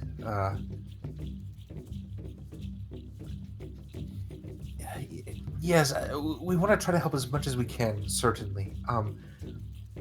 Is there any way you could ask around to some of your friends if they know of any prisoners that have been kept here but not able to walk around, or where else that might be, or if anyone has access to that floor? If you could secretly maybe ask around a little about that, do you think that's doable? Can you do that? All right, I do want to ask a question regarding something. Do you have your staff out? Like, not menacingly or anything, but just out generally? It's on my back in my backpack. I mean, but it's visible. Okay. As you sort of talk and maybe you're sort of shifting a little bit, he's gonna look, and you're pretty sure he's looking up at the sort of head of your staff, and he's gonna pause, like, stop. Yes, asking about prisoners. Yes, I think I might be able to. It's a little difficult because I'm quite sure that if anyone makes a great deal of fuss, they will catch on to something. But I can try. 10 for insight. What's his problem? 10 for insight. What's his problem? He's got a book that he wants back. Do you mean on Wants to get it right. why he started or why he's afraid of asking Yeah. about? Why he started? You're not really sure. It seems like he noticed something. It seemed like something with Rook.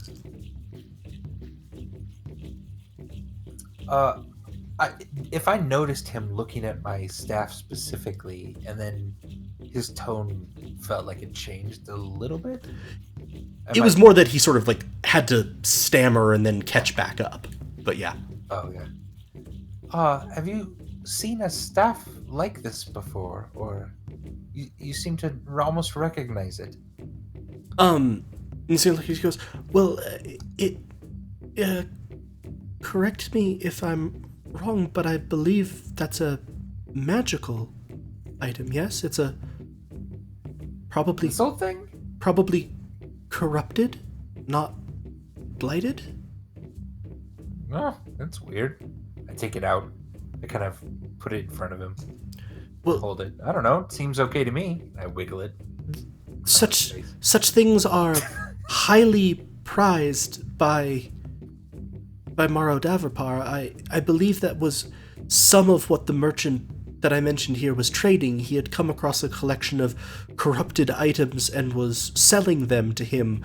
I do not know in exchange for what, but Huh. How did you recognize it as that, assuming it is that, which I'm not confirmed? odd way of phrasing things. Well, it seems to absorb the light, yes? Like, I don't know Does any it? wood that does that normally. And I thought it was just very dark. Yeah, it looks pretty cool. Purified items are even rarer, so I assumed, and one would not be so foolish as to walk around with a blighted item on their back. Right. Please explain to me the difference like I don't know what you're talking about. I do, but pretend I don't. He's like just sort of slow blinking at you, Sonny. I just want to see how much you know. Well, not very much. Magical items exposed to the cataclysm became corrupted or blighted in the worst cases. The corruption ate at them, twisted them, changed them. Those items are still powerful, but often changed. I have heard stories that great heroes can acquire them and, through their actions, purify them, make them whole, or even better than they were before, banishing the corruption. But on the other hand, if someone gets a hold of one and uses it and feeds the corruption in it, it becomes blighted. It becomes... Stories say that it becomes an agent of the cataclysm itself. And why would somebody be interested in collecting these very dangerous things that we certainly don't have one of? Still going with that, huh? Yep. They are powerful. I do not know. Perhaps any even corrupted item is still extremely powerful, but I'm sure you don't know anything about that, since I'm sure you don't have one of those. Exactly. Sort of eyeing around. Right, just Or a more. mirror stick. No, definitely. Is this something that, just generally people would be able to recognize looking at us? You seem to know a lot about these things. Well, he did. N- So, Some, but my family are merchants and artisans. I'm more used to looking at items than others might be, and I've seen them before. It has been a bad period of time, hence the no money, no hostage situation, but that is another part of the book. Perhaps I was not being entirely truthful. It is not just the history of my family, it is the history of our accomplishments in crafting. It is my birthright and hopefully one day my child's. Right. Okay. So with all your crafting expertise, let's say we did have some of these corrupted magic items. I'm not saying we do, but if we did, in all your expertise, what would the best way be to hide those so that people couldn't tell anymore that they were magic? Not that we have them. maybe not to go out in front of a large crowd of people watching a game? That'd probably be wise. Yeah, that sounds like a good start.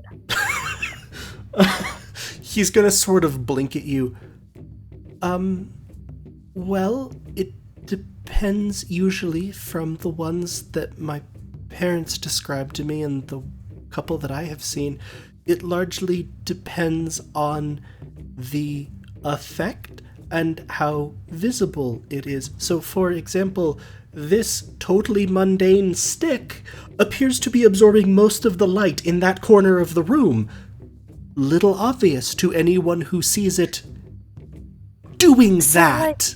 If we wrapped it in something, some decorations, make it look less ominous, and to cover up that tip that you say is absorbing light, which It's I'm sort of not the whole confirming thing it that's is. doing that. Okay, It's not well, just the anyway. tip. Okay. Anyway, if we covered it up, do you think that would help? It certainly might. Okay. What about the other ones that you think we have? What's What? conspicuous about them? I don't know if he's mentioned other ones. I don't. No, he had. Well, Oh, Hattie, okay. I do see the staff at your back shining a little bit. That doesn't seem real It's normal. just glass. It's metal. It shines. Metal is shiny. Okay, that if Thank it were you. not to have been that seems like a plausible excuse that you could use if it was to be something other than what it is, which is a totally mundane metal staff. Right. Okay. Anything else pop out to you? No, but now I'm thinking there should be. No, I was just checking. There's nothing else. I was just, there's nothing in the first place, really. I don't know where you got that idea. So we're definitely going to help you. It's on the to-do list. I wrote it down in my brain. It's happening. You don't have to help us with anything. Obligations-wise, my party's going to kill me. You don't have to do anything in exchange for that. We're going to help you no matter what, because we're good people, like Rick said. But if you wanted to help craft, like, a sheath or something for our sticks that are totally normal sticks, so that they look a little more normal, unless... I just said sheath for sticks. Anyway, unless, weird, maybe that would help. Maybe that'd be cool, but it's okay if also you don't want to. I can certainly see if I can gather materials, and I will also inquire to see if any of the other left behind know of anywhere that there are prisoners. Bless you, and keeping that on the down low. Yeah, and no I kidding. hand him 10 gold as well for your troubles, to ease a bit of your time here. Can't actually use this right now. It would be best for me if you, and I appreciate the generosity of your gesture, held onto this and perhaps gave it to me as I was fleeing. Certainly. Then I'll just write a note here. Tipple gets 10 gold while fleeing. Okay, there we go. Thank you. Please, if you find anything, if you are summoned tomorrow, please, any information that you can give me, anything that you happen to see would be wonderful. And I will inquire, both as to materials and to prisoners. Do we know the name of the book? It does not have a name. It is It's merely just a record of my family. It's a largish handwritten ledger.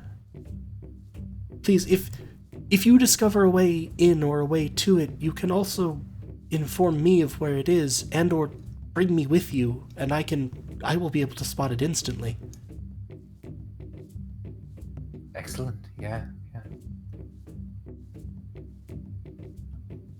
Okie dokie. Well. So he's going to sort of be moving towards the door then. Okay. So I had sent you a quick message. Yeah, I saw that. And absolutely you would be able to dismiss that before he went away. The dog is gone. Yeah. Are you walking out with him or? I'll kind of walk out and then kind of go into the crisp night air and watch him leave. And as he gets to, as you get out, he is going to hiss down at you. So it's very quiet, but it's a harsh whisper. Why have reinforcements already been sent? Wait, did he say that to me? Yes. Or did I just overhear it? No, that was to you.